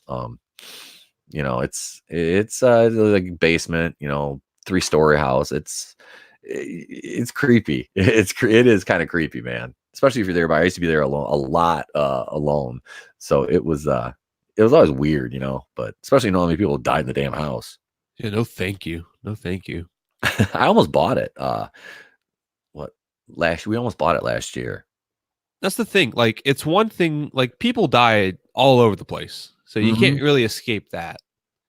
but it's more of from what I've seen in research, it's more of just the way they have died.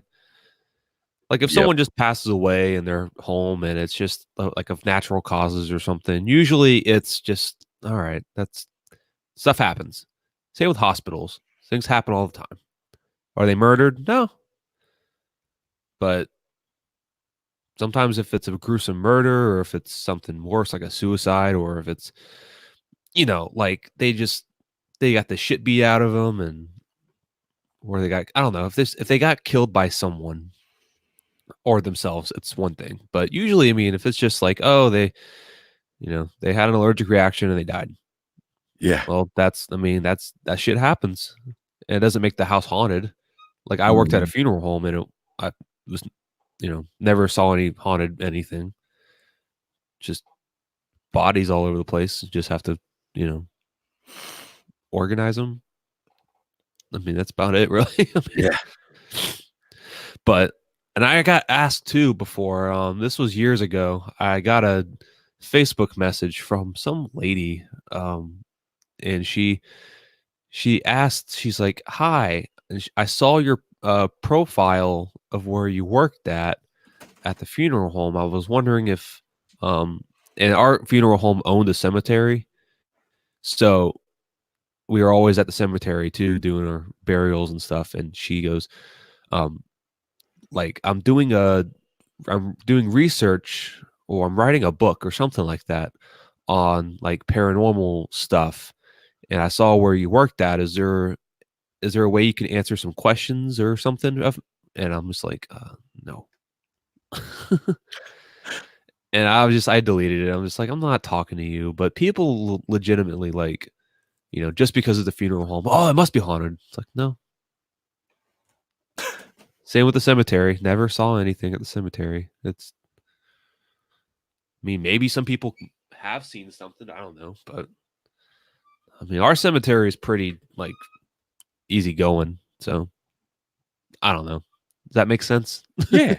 Easy going cemetery. Yeah. Well, yeah. I mean, comparatively speaking to, some other ones, yeah, man. I mean, It's they're all dead, so it's not as easy going as you can get. yeah, they're not they're usually like Sunday morning, it's not they're not sticking their hands out of the fucking caskets and shit like Dawn of the Dead, which we're watching Saturday evening at 8:30 p.m. on Raiders of the Lost Flicks.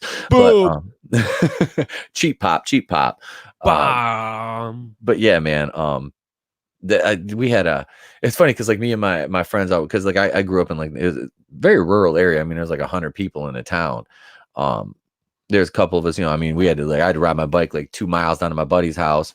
And as a kid, back then I used to ride, we joked around, called it our block. It was like what, 10 square miles. And as like a 8-year-old, I used to ride my bike around that whole fucking thing. Hmm. I mean, my parents let me and my cousin go. I mean, he was 2 years older than me. We just go.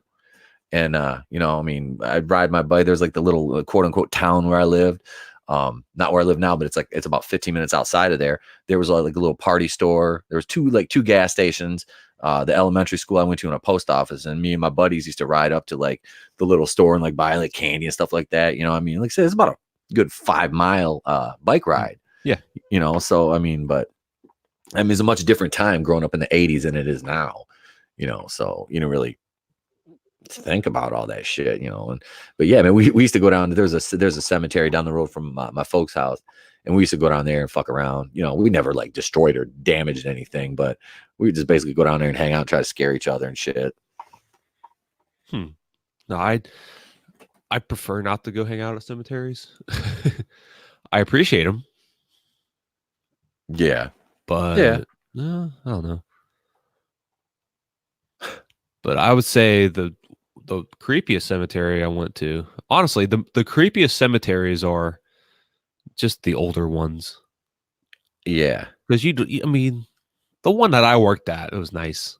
I mean, it's beautiful. I mean, it's actually somewhere you would actually, because they have like nice paved like roads that you can walk down and stuff throughout it. It's a pretty big cemetery. It's actually nice during the day if you want to go walk through it, but at night, nope. Nope. nope. And it was like one of our cemeteries in town. It's actually closer to my house than the other one. Um, it's got the oldest church on the east coast of Florida, and the cemetery is old as dirt. I mean, shit, there graves from the 1800s all in there, early 1800s. When did Oh, Florida become a state? 17 something. Yeah, so it's anyways, but that one's really, really creepy. oh, what would Seth say down here? Ghosts are always evil, familiar spirits never good. I That's that's that's creepy.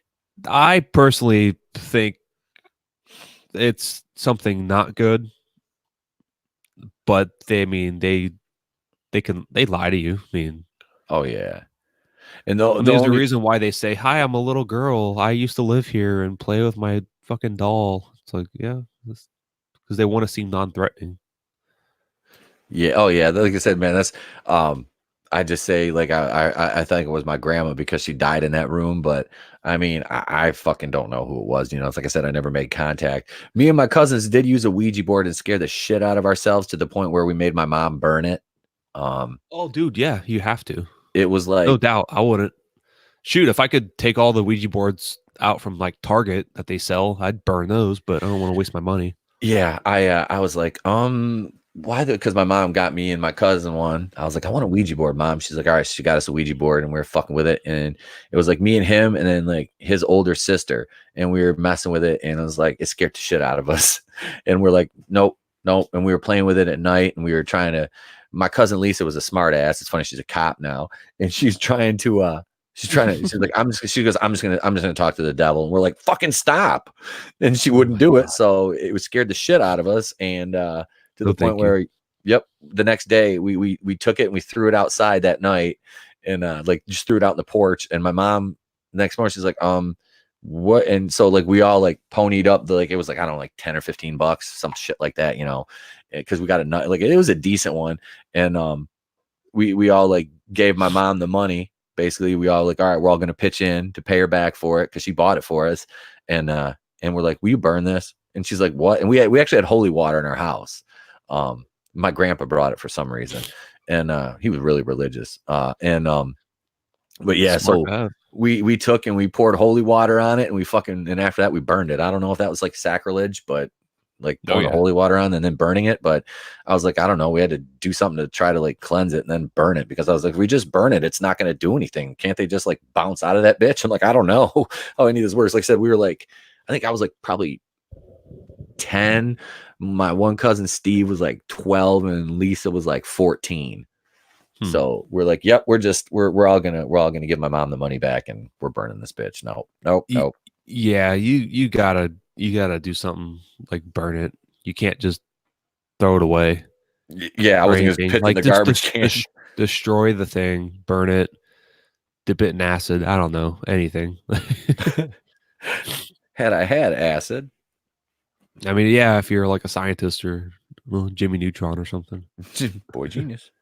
All right, so New Orleans. So the paranormal has a distinctive local flavor in New Orleans, which vies with Savannah for the title for the most haunted city in America. One of the city's most infamous haunted houses is the Lalaurie Mansion in the French Quarter. The mansion is the former home of Madame Lalaurie, a wealthy widow and prominent socialite. In April 1834, after a fire at the house, rescuers found bound slaves in a secret torture chamber in the attic. What the fuck? Oh my Who god. had been horribly tortured over a long period, and there were signs that others had been murdered there. When the discovery became known, the house was raided by an outraged mob of citizens, and Madame Lalaurie fled the city. Later occupants of the building have claimed it is still haunted by the ghosts of her victims. Fuck that, dude. Yeah, Oh my God. no, thank you. What an evil bitch. Yeah. God damn, I'd be pissed too. I'd go to that house with pitchfork and torch. That was in New Orleans, you said? Yeah, dude, that's in the French Quarter. Was that the one that was they used for American Horror Story? I don't know. I don't watch that show. I mean, Oh, they did a season called Coven, and it was set down there. And they had a woman, Kathy Bates played her, and she had all these she had like tortured all these slaves in their fucking basement and shit like that. probably. That's probably it. This was in the attic, but I mean, yeah, it was crazy though. But I'm like, yeah, I'm sure they might have changed something up for the show, but probably. that would be crazy if that was if that's like it was kind of loosely based on that. Probably a lot of movies take like different local stories and legends and stuff and make them into movies. And Yep. so, all right. So also in New Orleans, the St. Louis Cemetery #1 in New Orleans has something of a reputation for the dead not staying in their graves. Among them, Marie Laveau, the city's historical queen of voodoo, who died in 1851, but who is said to materialize above the crypt where she is buried each St. John's Eve, June 23rd. Huh. The Myrtles Plantation at St. Francisville, just outside New Orleans, is rumored to have been built on a Tunica Indian burial ground. Oh, God. That's like stuff that happens like here in Florida, because a lot of Florida is all like Native American Yep. burial stuff. Like we have a local like theater they have plays and stuff at, and I think there has been Indians buried underneath there or natives. Our local theater is haunted, not movie theater, but just for plays and different shows and stuff. But yeah, that place is haunted. But anyways, our movie theater is here. Really? Yeah, it's like I mean, I can't remember. I mean, it's got to be almost 100 years old. The building itself, Damn. it's gorgeous. I'll send you a picture of it, man. It is really there's pictures online. I'll actually post the website in the chat. Huh. Let me copy it and paste it down there. It's actually a really cool theater. Nice. All right. So at least 12 ghosts are said to haunt the plantation grounds and buildings, including Chloe, a slave who was accused of poisoning the family of the plantation owners. Ooh. The ghosts of her victims, a mother and daughter, are reported to be trapped inside a mirror in the main house. Dude, I don't fuck with mirrors, okay? Like, I have our mirrors at home. And that's great. You know, make sure you check your face, brush your teeth, pop your pimples, whatever. But God, we went in St. Augustine. I forgot where we were at, but God, where were we? We were somewhere, and it was like an old mirror, and it freaked me the fuck out because I don't do old mirrors. I think mirrors are an easy way for like spirits to attach themselves to. So fuck that.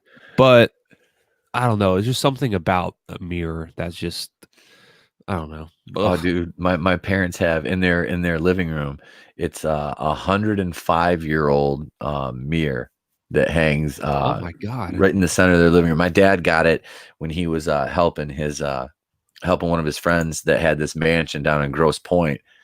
He just bought it. He was helping him restore it, and they were moving some stuff out. So that was one of the things that was left there, and he gave it to my dad. And they've had it since like the mid 70s. So yeah, it's really cool. I'm gonna eventually get it, and my wife and I have one that was like her great grandmother's. That's probably about like 50 years old. I don't want that. I don't want any of that. I don't want a mirror like that. No, thank you. Goodbye. Good day and goodbye, sir. Good day, sir. Oh God, I would just sell that mirror. Just make it look nice, sell it for a good amount of money, and get a new mirror. Get a brand new mirror from Target. Oh no, that one will be in my. When something happens to them, that'll be in my house, man. I stuff like that, like now. My mom has a few dolls. Those things, no, not so much. Those will be my sister. I'll give those to my sister. I'm like, I don't even want to mess with them. Oh boy, I can't do that. All right. Where was I? Okay. Let's see. The ghost of a later owner, William Winter, is said to haunt the main staircase of the plantation house. Winter died in 1871 after being shot by a stranger who approached the house. Yep. Winter staggered inside and climbed the stairs to the 17th step, where he died in his wife's arms. Well, that's sad. Yeah. It is said his phantom footsteps can sometimes be heard on the staircase, climbing to the 17th step before stopping. Whoa. That's very specific. like Yeah. like stories like that kind of make you think, huh, maybe that's real. Uh-huh. Like if you just heard him go up and down, that's one thing. But it's 17th step, he died. That's very specific. Yeah, Damn. that's Gettysburg, Pennsylvania. So of course, if you know American history, like Mhm.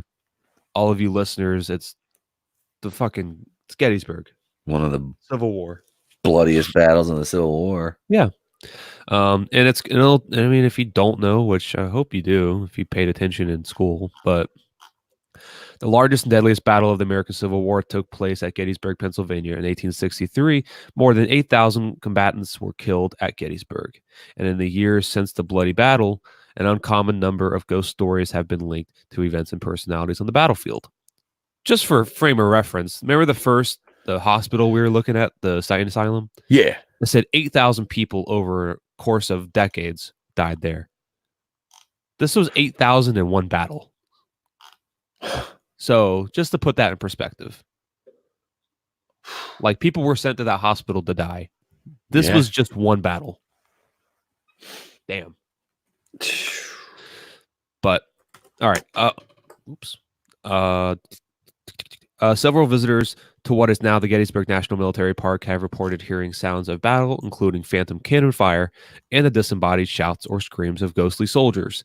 At a high, rocky outcrop on the battlefield called the Devil's Den, where heavy fighting took place on the second day of the battle, July 2nd, 1863, several visitors over the years claim to have heard the sound of drum rolls and gunfire. Devil's Den is also said to be haunted by the apparently friendly and sometimes talkative ghost of a soldier wearing buckskin clothing, a large hat, and no shoes. Photos, faces, and injuries of the Civil War. I'm not going to click on that. But several ghost sightings have also been reported at the hill called Little Round Top, where the Confederate troops were forced back from an assault on the flank of the Union's forces. Also on July 2nd, 1863, an event regarding by many historians as a turning point in the battle.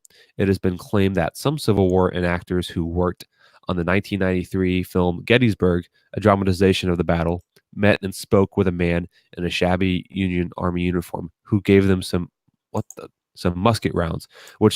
What is happening to my computer, bro? What do you get? I'm just seeing your screen right now.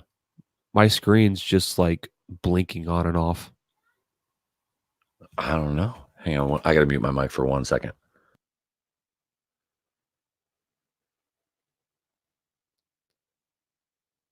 All right. So let me see. Where was I at? Yeah, there you go. So I'm recording my screen with my phone right now, and you can kind of see it just blinking on and off. And I don't know what's happening to my computer. Huh. So I'll send it to you in a little bit. Yeah. But this is just really weird. It's not doing it now, luckily. So we can continue talking.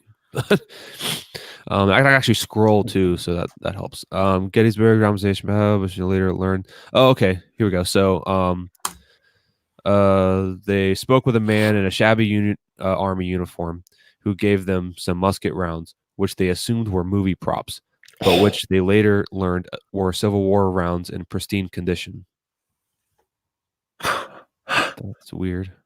I was gonna say, did one of them shoot somebody during the damn movie with it? No, it wasn't the Crow. Legend tells that 3 Confederate soldiers were hanged at Sacha's Bridge, a covered bridge a few hundred yards west of the Gettysburg battlefield. Some stories say the soldiers had deserted from their unit, while others say that they were hanged as spies. The bridge is now a favorite site for ghost hunters, and some claim to have heard sounds of loud gunfire and galloping horses, while others reported seeing strange moving mists and inexplicable lights. Sacha's Bridge was on the line of retreat for General Robert E. Lee's defeated Army of Northern Virginia after the Union victory at Gettysburg, and the smell of smoke from the general's pipe has sometimes been reported nearby. So just tobacco smells, I guess. So Gettysburg, I mean, I've seen like documentaries and stuff of it. I mean, it's a huge battlefield. Of course, you're going to probably see like apparitions or something like that. And it's crazy. If you go online, there's people that have talked about visiting Gettysburg, and they have videos of Confederate or soldiers or whatever, and they're just walking through the battlefield, but they're not actually there. That's just like, they're not real people. But you see people in the hats and holding the muskets and stuff, and they're just walking through the grass. And then they're just gone. Like, it's just crazy. It's hell to me. That's fucking nuts, dude.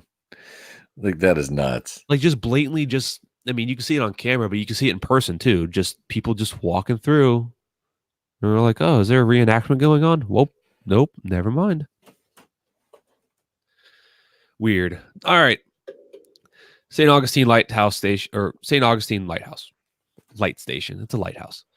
St. Augustine, Florida. So I've been here numerous times, and I've taken the tours here, and I've learned a lot about the history of this place over the years of going here. And I love St. Augustine. It's a toss up between that and Savannah, Georgia, where I'd like to live. Hands down.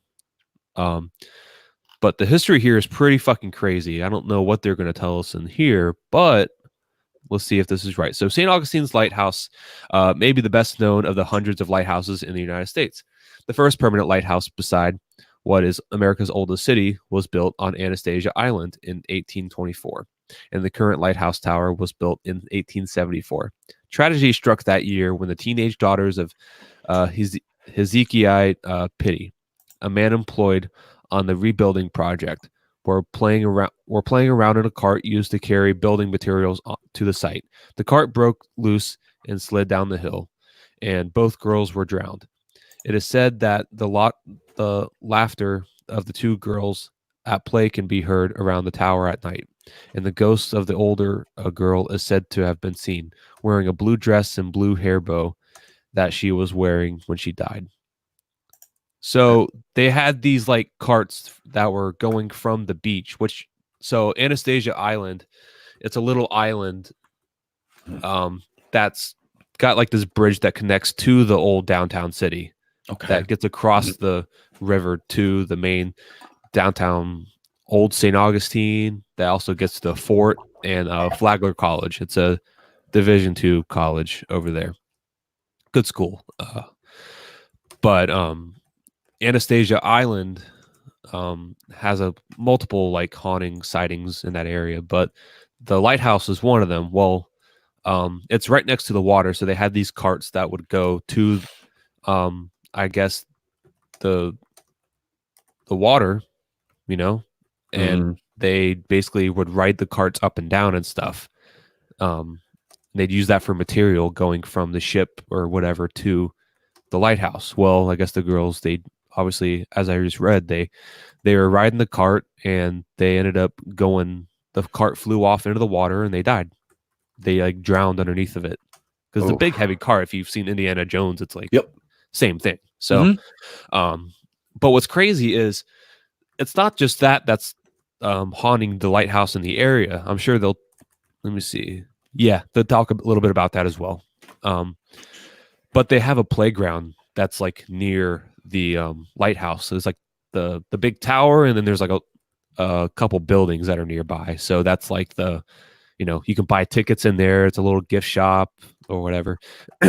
But they have a little playground and stuff. It's like a modernized playground, and if you bring kids with you on trips, kids can play at the playground or whatever. But sometimes you can see the swings just swinging with no one in them, or you can see like two kids like playing at the playground and stuff, and they're not actual kids. So that's pretty cool. But it's built on an area. There's a lot of trees over there. So that kind of goes hand in hand with what I'm about to read. So the ghost of the original builder of the St. Augustine's Lighthouse Station is also said to haunt the garden beside the tower, roaming in fury after a land dispute with the city government in the early 1880s. Additionally, the ghosts of at least 2 former lighthouse keepers are said to tread the steps and gantries of the tower late at night. One of the ghosts that of lighthouse keeper Joseph Andrew killed in the 1850s when he died in a fall from the tower is said to leave a trail of cigar smoke as he makes his rounds. So that, Damn.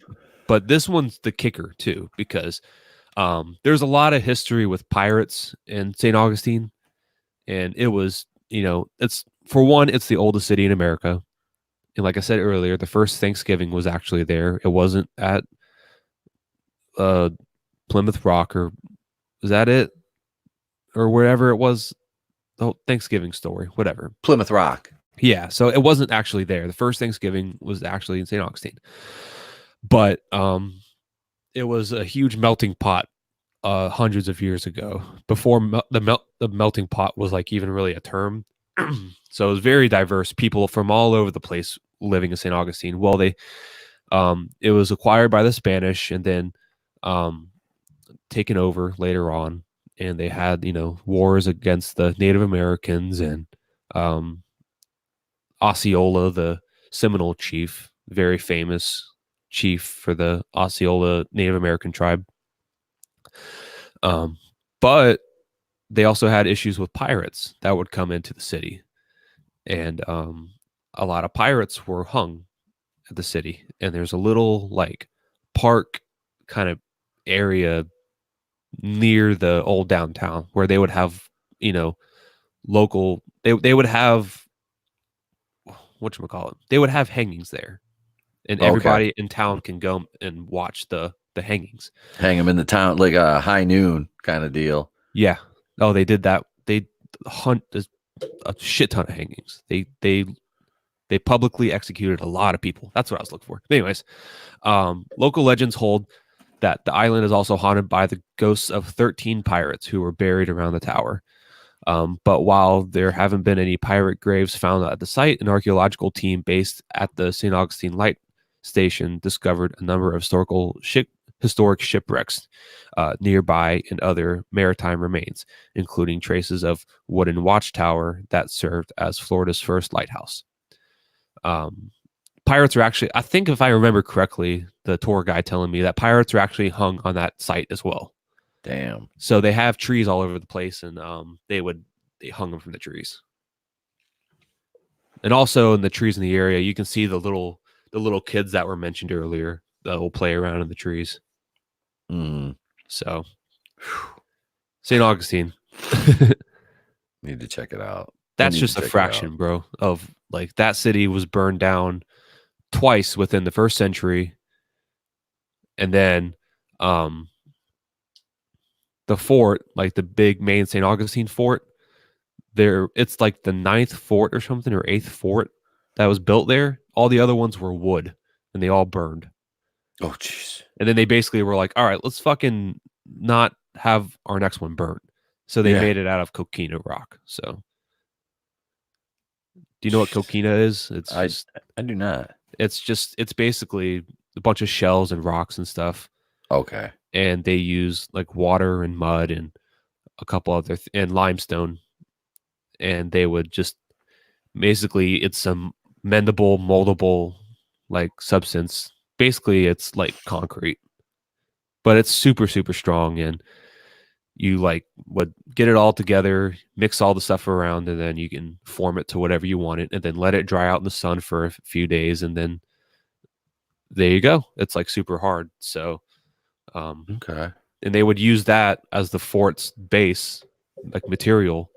So if they ever had battles, if people came by on the ships, because it's right off the river, and if you have ships with like cannon fire and stuff, if they shot cannon balls into the fort, it would get stuck in the walls. It wouldn't shatter the walls.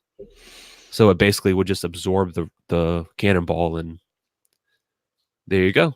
All you got to do is just plaster it up again, get the cannonball out, and you still got a fort. Damn. That's pretty slick, though.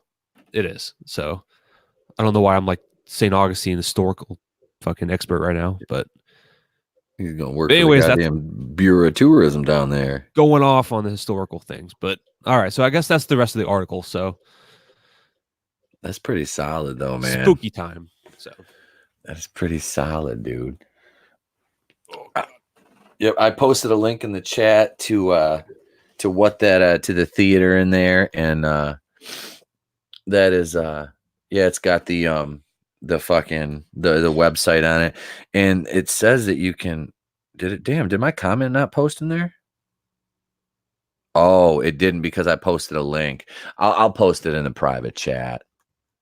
That's what it was. It won't allow links. Monica, she's like, oh god, what did I walk in on? Oops, that's the email address. Because I shot him an email about renting the theater out, because you can rent the whole theater. Oh, that's cool. You can rent the Yeah, whole theater. How much is that? $350 and up. Damn, that's not bad. No, it's not. It really isn't. It opened in 1941. I found Jeez. I found the date. So yeah, it's yep, man. This is it's got some really kick-ass historical pictures on the website too. It's funny, dude. The website is old school. Like, it is. This is such an old Dial up. it looks like it was made during the dial-up days, and they just haven't updated it. But it's Yo, like, the Appalachian Americans. See you later, brother. see you, Catch bro. you later. Have a good one, man. It's very like old school, and like, family owned. So it's pretty cool though, man. So yeah, I was like, fuck it. I saw in there in common questions, you can rent the theater. I'm like, yeah, I'm gonna rent the whole theater out. They've actually got pictures on here from the summer it opened in 1941. Huh. So yeah, dude, it's got a beautiful. It's all wood with, like, I mean, if you're not a hunter, or taxidermied animals frighten you, then this is not the place for you, because the entire like showroom is like the lobby is all taxidermy stuff, and it's all like finished wood. The posters that are in this picture on the website here are still hanging outside today, and this is in 1941. So they've redone those, and they're still in the original glass and everything. It's gorgeous, Dang. man. It is really cool. And that's one of the reasons I'm glad why they never did, like, put a multiplex theater in here or anything like that. Not that this town could financially support that. Well, I mean, it might be able to, but a smaller one, not like a big, one of the big, like a showcase or anything like that, like a Cinebistro. But it's just, it's a gorgeous theater, man. They only do like one show a night, 7 p.m., closed Tuesdays, but yeah, it's pretty cool. Like I said, I just went there to see Joker. The only complaint I have about the entire theater is that I understand keeping everything like as original as possible, but they could put some padding on them damn seats, man. Like, they're padded, but oh god, they still, no. It's I think this original padding. Oh yeah, Oh, it's just, God. the seats are uncomfortable as fuck. But like I said, you only pay like $7 to go to a goddamn movie. I mean, where can you outside of like matinees and shit? Where do you get to go see like Joker for $7?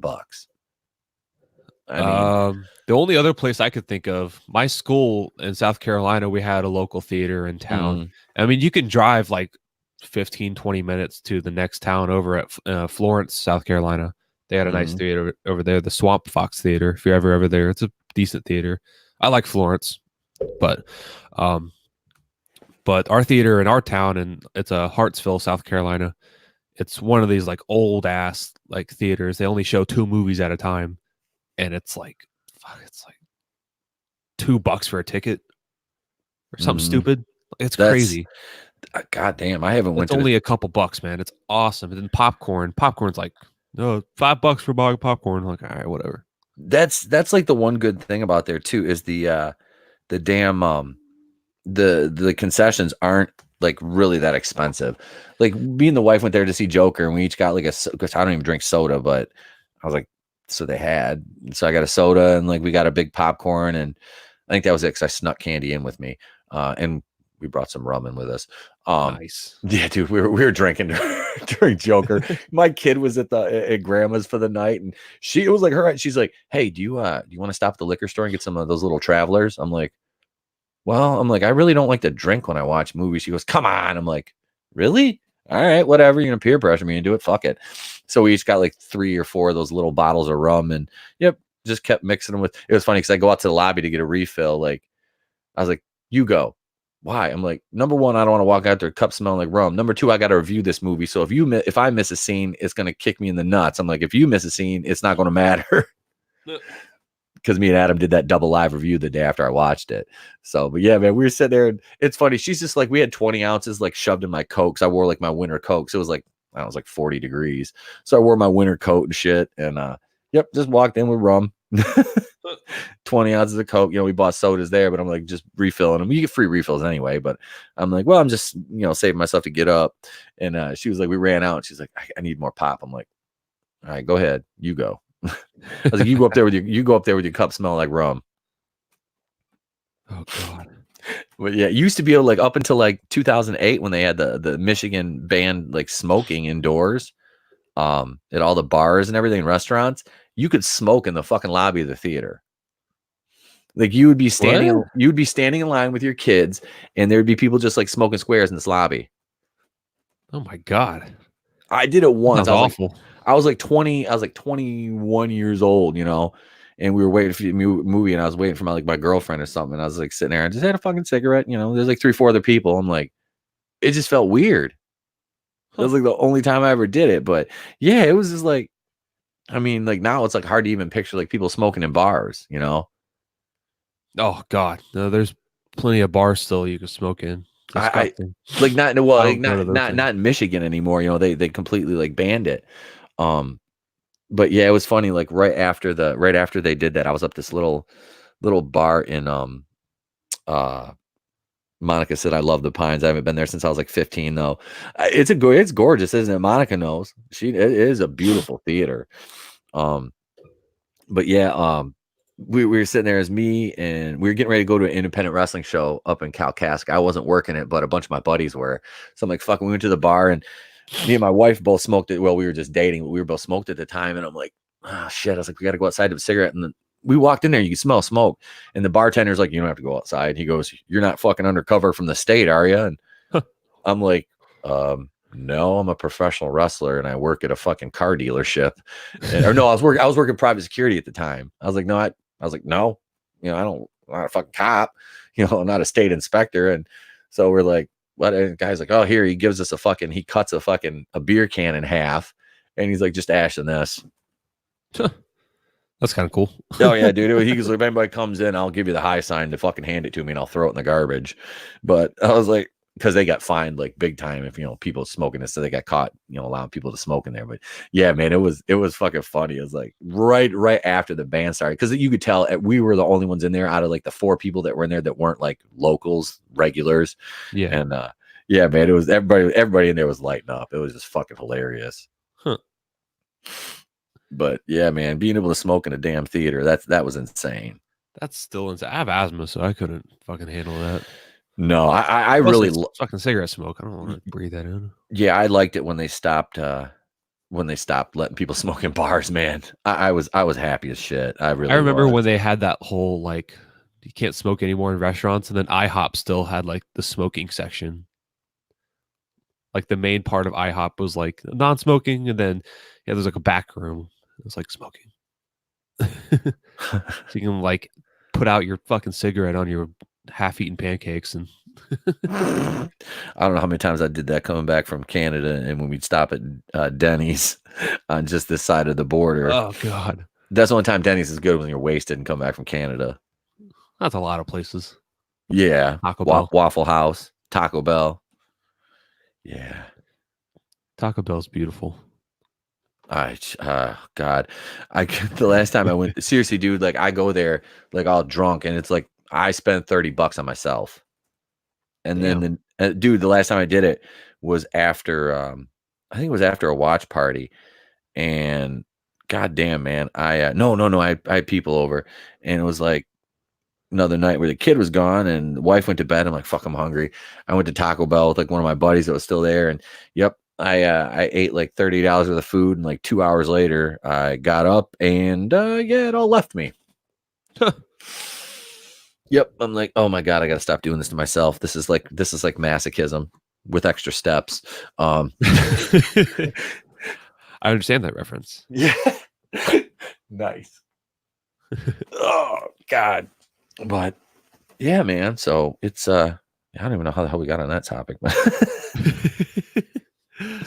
Oh. What were we talking about? We're talking about old haunted shit, and then Mhm. I was talking about the theater, and the theater bridged into a bunch of other shit. Monica said Taco Hell. Yep. Oh yeah, she doesn't Taco need that. Bell's not that bad. But all things I love considered, Taco Bell personally, but it's better than White Castle.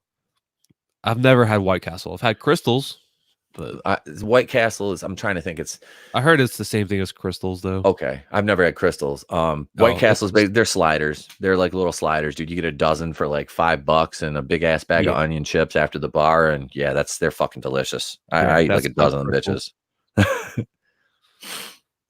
That's crazy. Nah, God, I can't imagine sitting in a theater though, smoking. I'm drinking during the Rise of Skywalker. That's nice. for sure. Yeah, I'm getting my flask, and I have a flask that says "King of Fucking Everything," so I'm just gonna put tape over it and just write "The Force" on it. Awesome. I actually got a personalized flask from being I wasn't in the wedding. I was the pastor.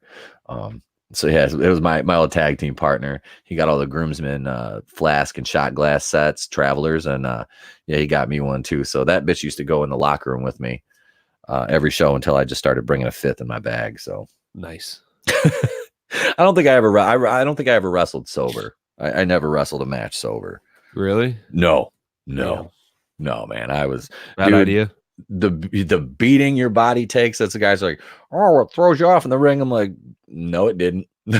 No, the fuck it didn't. The only time I ever got confused when I was wrestling when I was drunk was when it was a fucking 8-man tag match in a 14x14 ring, and you've got bodies everywhere, and it's like these fucking idiots want to do like a 9-piece finish, and it's like, well, I'm gonna hit him, and you're gonna do this, and you're gonna do that. I'm like, first of all, shut the fuck up.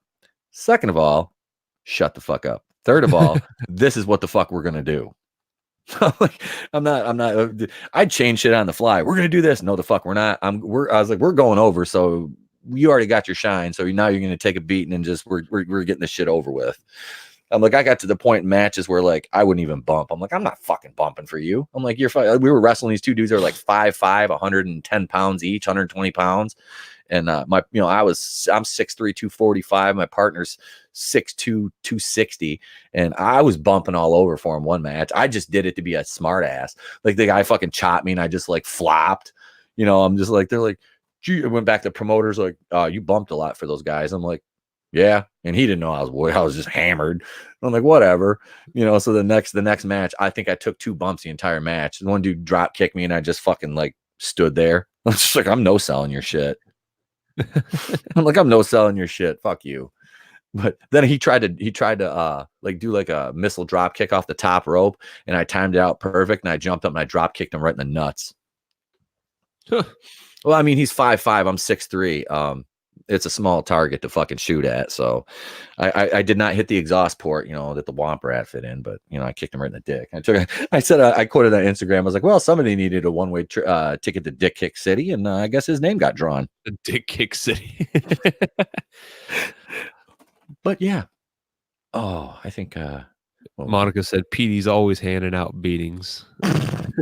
Not anymore. I just get my ass kicked by my kid now. The other day when my back was out, he's like, pick me up, Dad. I'm like, I can't. How much does he weigh now? He's only like 50 pounds. Oh, okay. But my back was literally that out of place where I couldn't even get out of bed without it took me like 5 minutes to get out of bed. So it was that's football and years of pro wrestling coming back to and like I said, I'm kind of out of shape right now. So I mean, I sneeze wrong and I could throw my fucking spine out of place. So I'll like take too big a bite of a burger and then I'll get like a Charlie horse in my jaw. I was like, what the fuck is happening? I hurt myself eating. This is fucking bad. I do that, bro. I don't know why. And then have you ever eat yourself out of breath? You're like, yep. When I'm eating Taco Bell. It's brutal. You're like, what is happening? Is this a race? Yeah, that's a. I was like, I was like, do you ever taste your food? I'm like, no, I just eat to get it done. I mean, if I'm eating like a filet mignon or something like that, yeah, I will savor that shit. But yeah, if I'm just like mowing through something, right? No, I'm just gonna eat and get done. I used to be the slowest fucking eater. My God. And now I'm just like, I like this a lot. I want to eat it fast. Oh, that was awesome. More. Another. You want more? Please, sir. I'd like some more. Oh Well, God. Taco Tuesday says you don't know what you want until he gives it to you. So Yep. I'll ruin your mythos in a minute, baby. You don't know what you want because I haven't given it to you yet. what a twat. Oh, I'm being yelled at from the other room. Sorry, buddy. I can hear him yelling at me. I woke So my dog up. I know I gotta let her outside too. She's probably gotta go. The kid can't, I don't trust him to let her outside yet. Even though it's a fenced in yard, I'm like, I don't want him accidentally letting one of the cats out. Oh God, yeah, don't do that. No. Getting cats back in the house is a nightmare. Oh yeah, especially mine. One's 18 and the other one, like I said, Meech is 6. Meech would be the one that would want to venture outside and explore. Clyde Frog is like, nah, I'm 18, man. Fuck this shit. I'm just gonna I eat, sleep, and shit. That's what I do at this point in my life. I look at him, man. It was like my wife's cat. She has a kid. I look at him, I'm like, and we were saying, like, why won't he just die? Like, we love him to death, but it's like, oh my God, dude, you're so annoying. Like, we love you, but God, it's like, isn't it your time yet? He's been sick like 3 times. I took him to the vet and he bounces back. I'm like, this fucking cat's gonna outlive us, yo. I'm like, I hope you know that, right?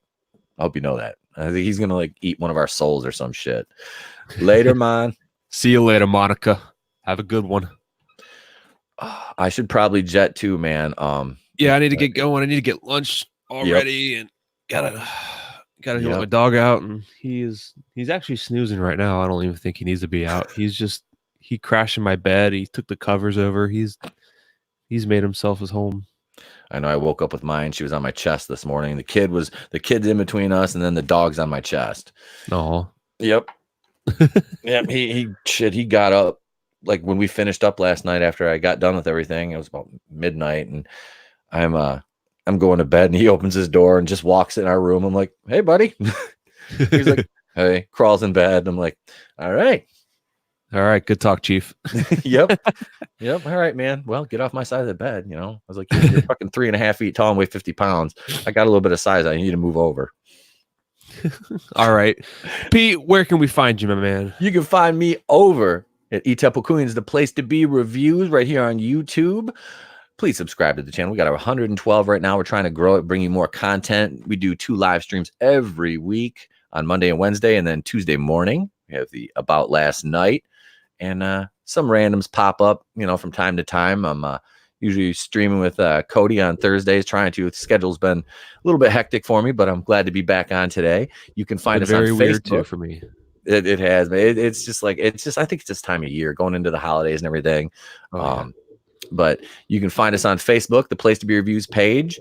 We also have a group. It's a private group. I got some admins over there, and they will vet you and get you in. Unless you're some crazy SJW, then you can frig off. But that is called the official Place to Be Reviews fan page. We're on Twitter at the Place to Be RE1, and also at the Place to Be Reviews on Instagram. And if you're old school, you can email us, the Place to Be Reviews at mail.com, the world's best mail. Boom. Roasted. I love it. Yeah, go to Etep Wokuians, the Place to Be Reviews Facebook page. It's really fun. People are always posting cool memes and cool videos and links and all that on there. Good community. The Fandom Menace is a great community, guys. And if you want to go to another Facebook group, go to the Raiders of the Lost Flicks group. Little shout out there. Adam does some good work over there, or the Groovinator, as he calls himself. I love that name. I do. It suits him. It suits him. It catches on, doesn't it? It does. It does. That's my brother from another mother over there, man. We're doing a watch party this weekend too, which Cody hopefully will be on. Hopefully, but if not, then still go check it out. Pete and Adam do some good work over there, man, and it'll be fun. And I think, who else is going to be on that stream? I believe Tap and Die is on. I'm not sure. I think one of the other guys from his group, one of the other admins from his group. I don't really know everybody in the group. Okay. Because some of them don't post a lot. Yeah. But I think one of the other guys is going to be on the stream too. I think his name's Tom. He's going to be on there, and Charm. Tom. Tommy went wingy. Tommy likey. Tommy went wingy.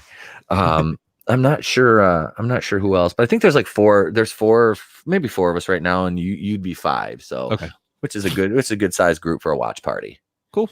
All right. Well, guys, go over to Etep Wokuians, the place to be reviewed. Subscribe, like, hit the bell for notifications.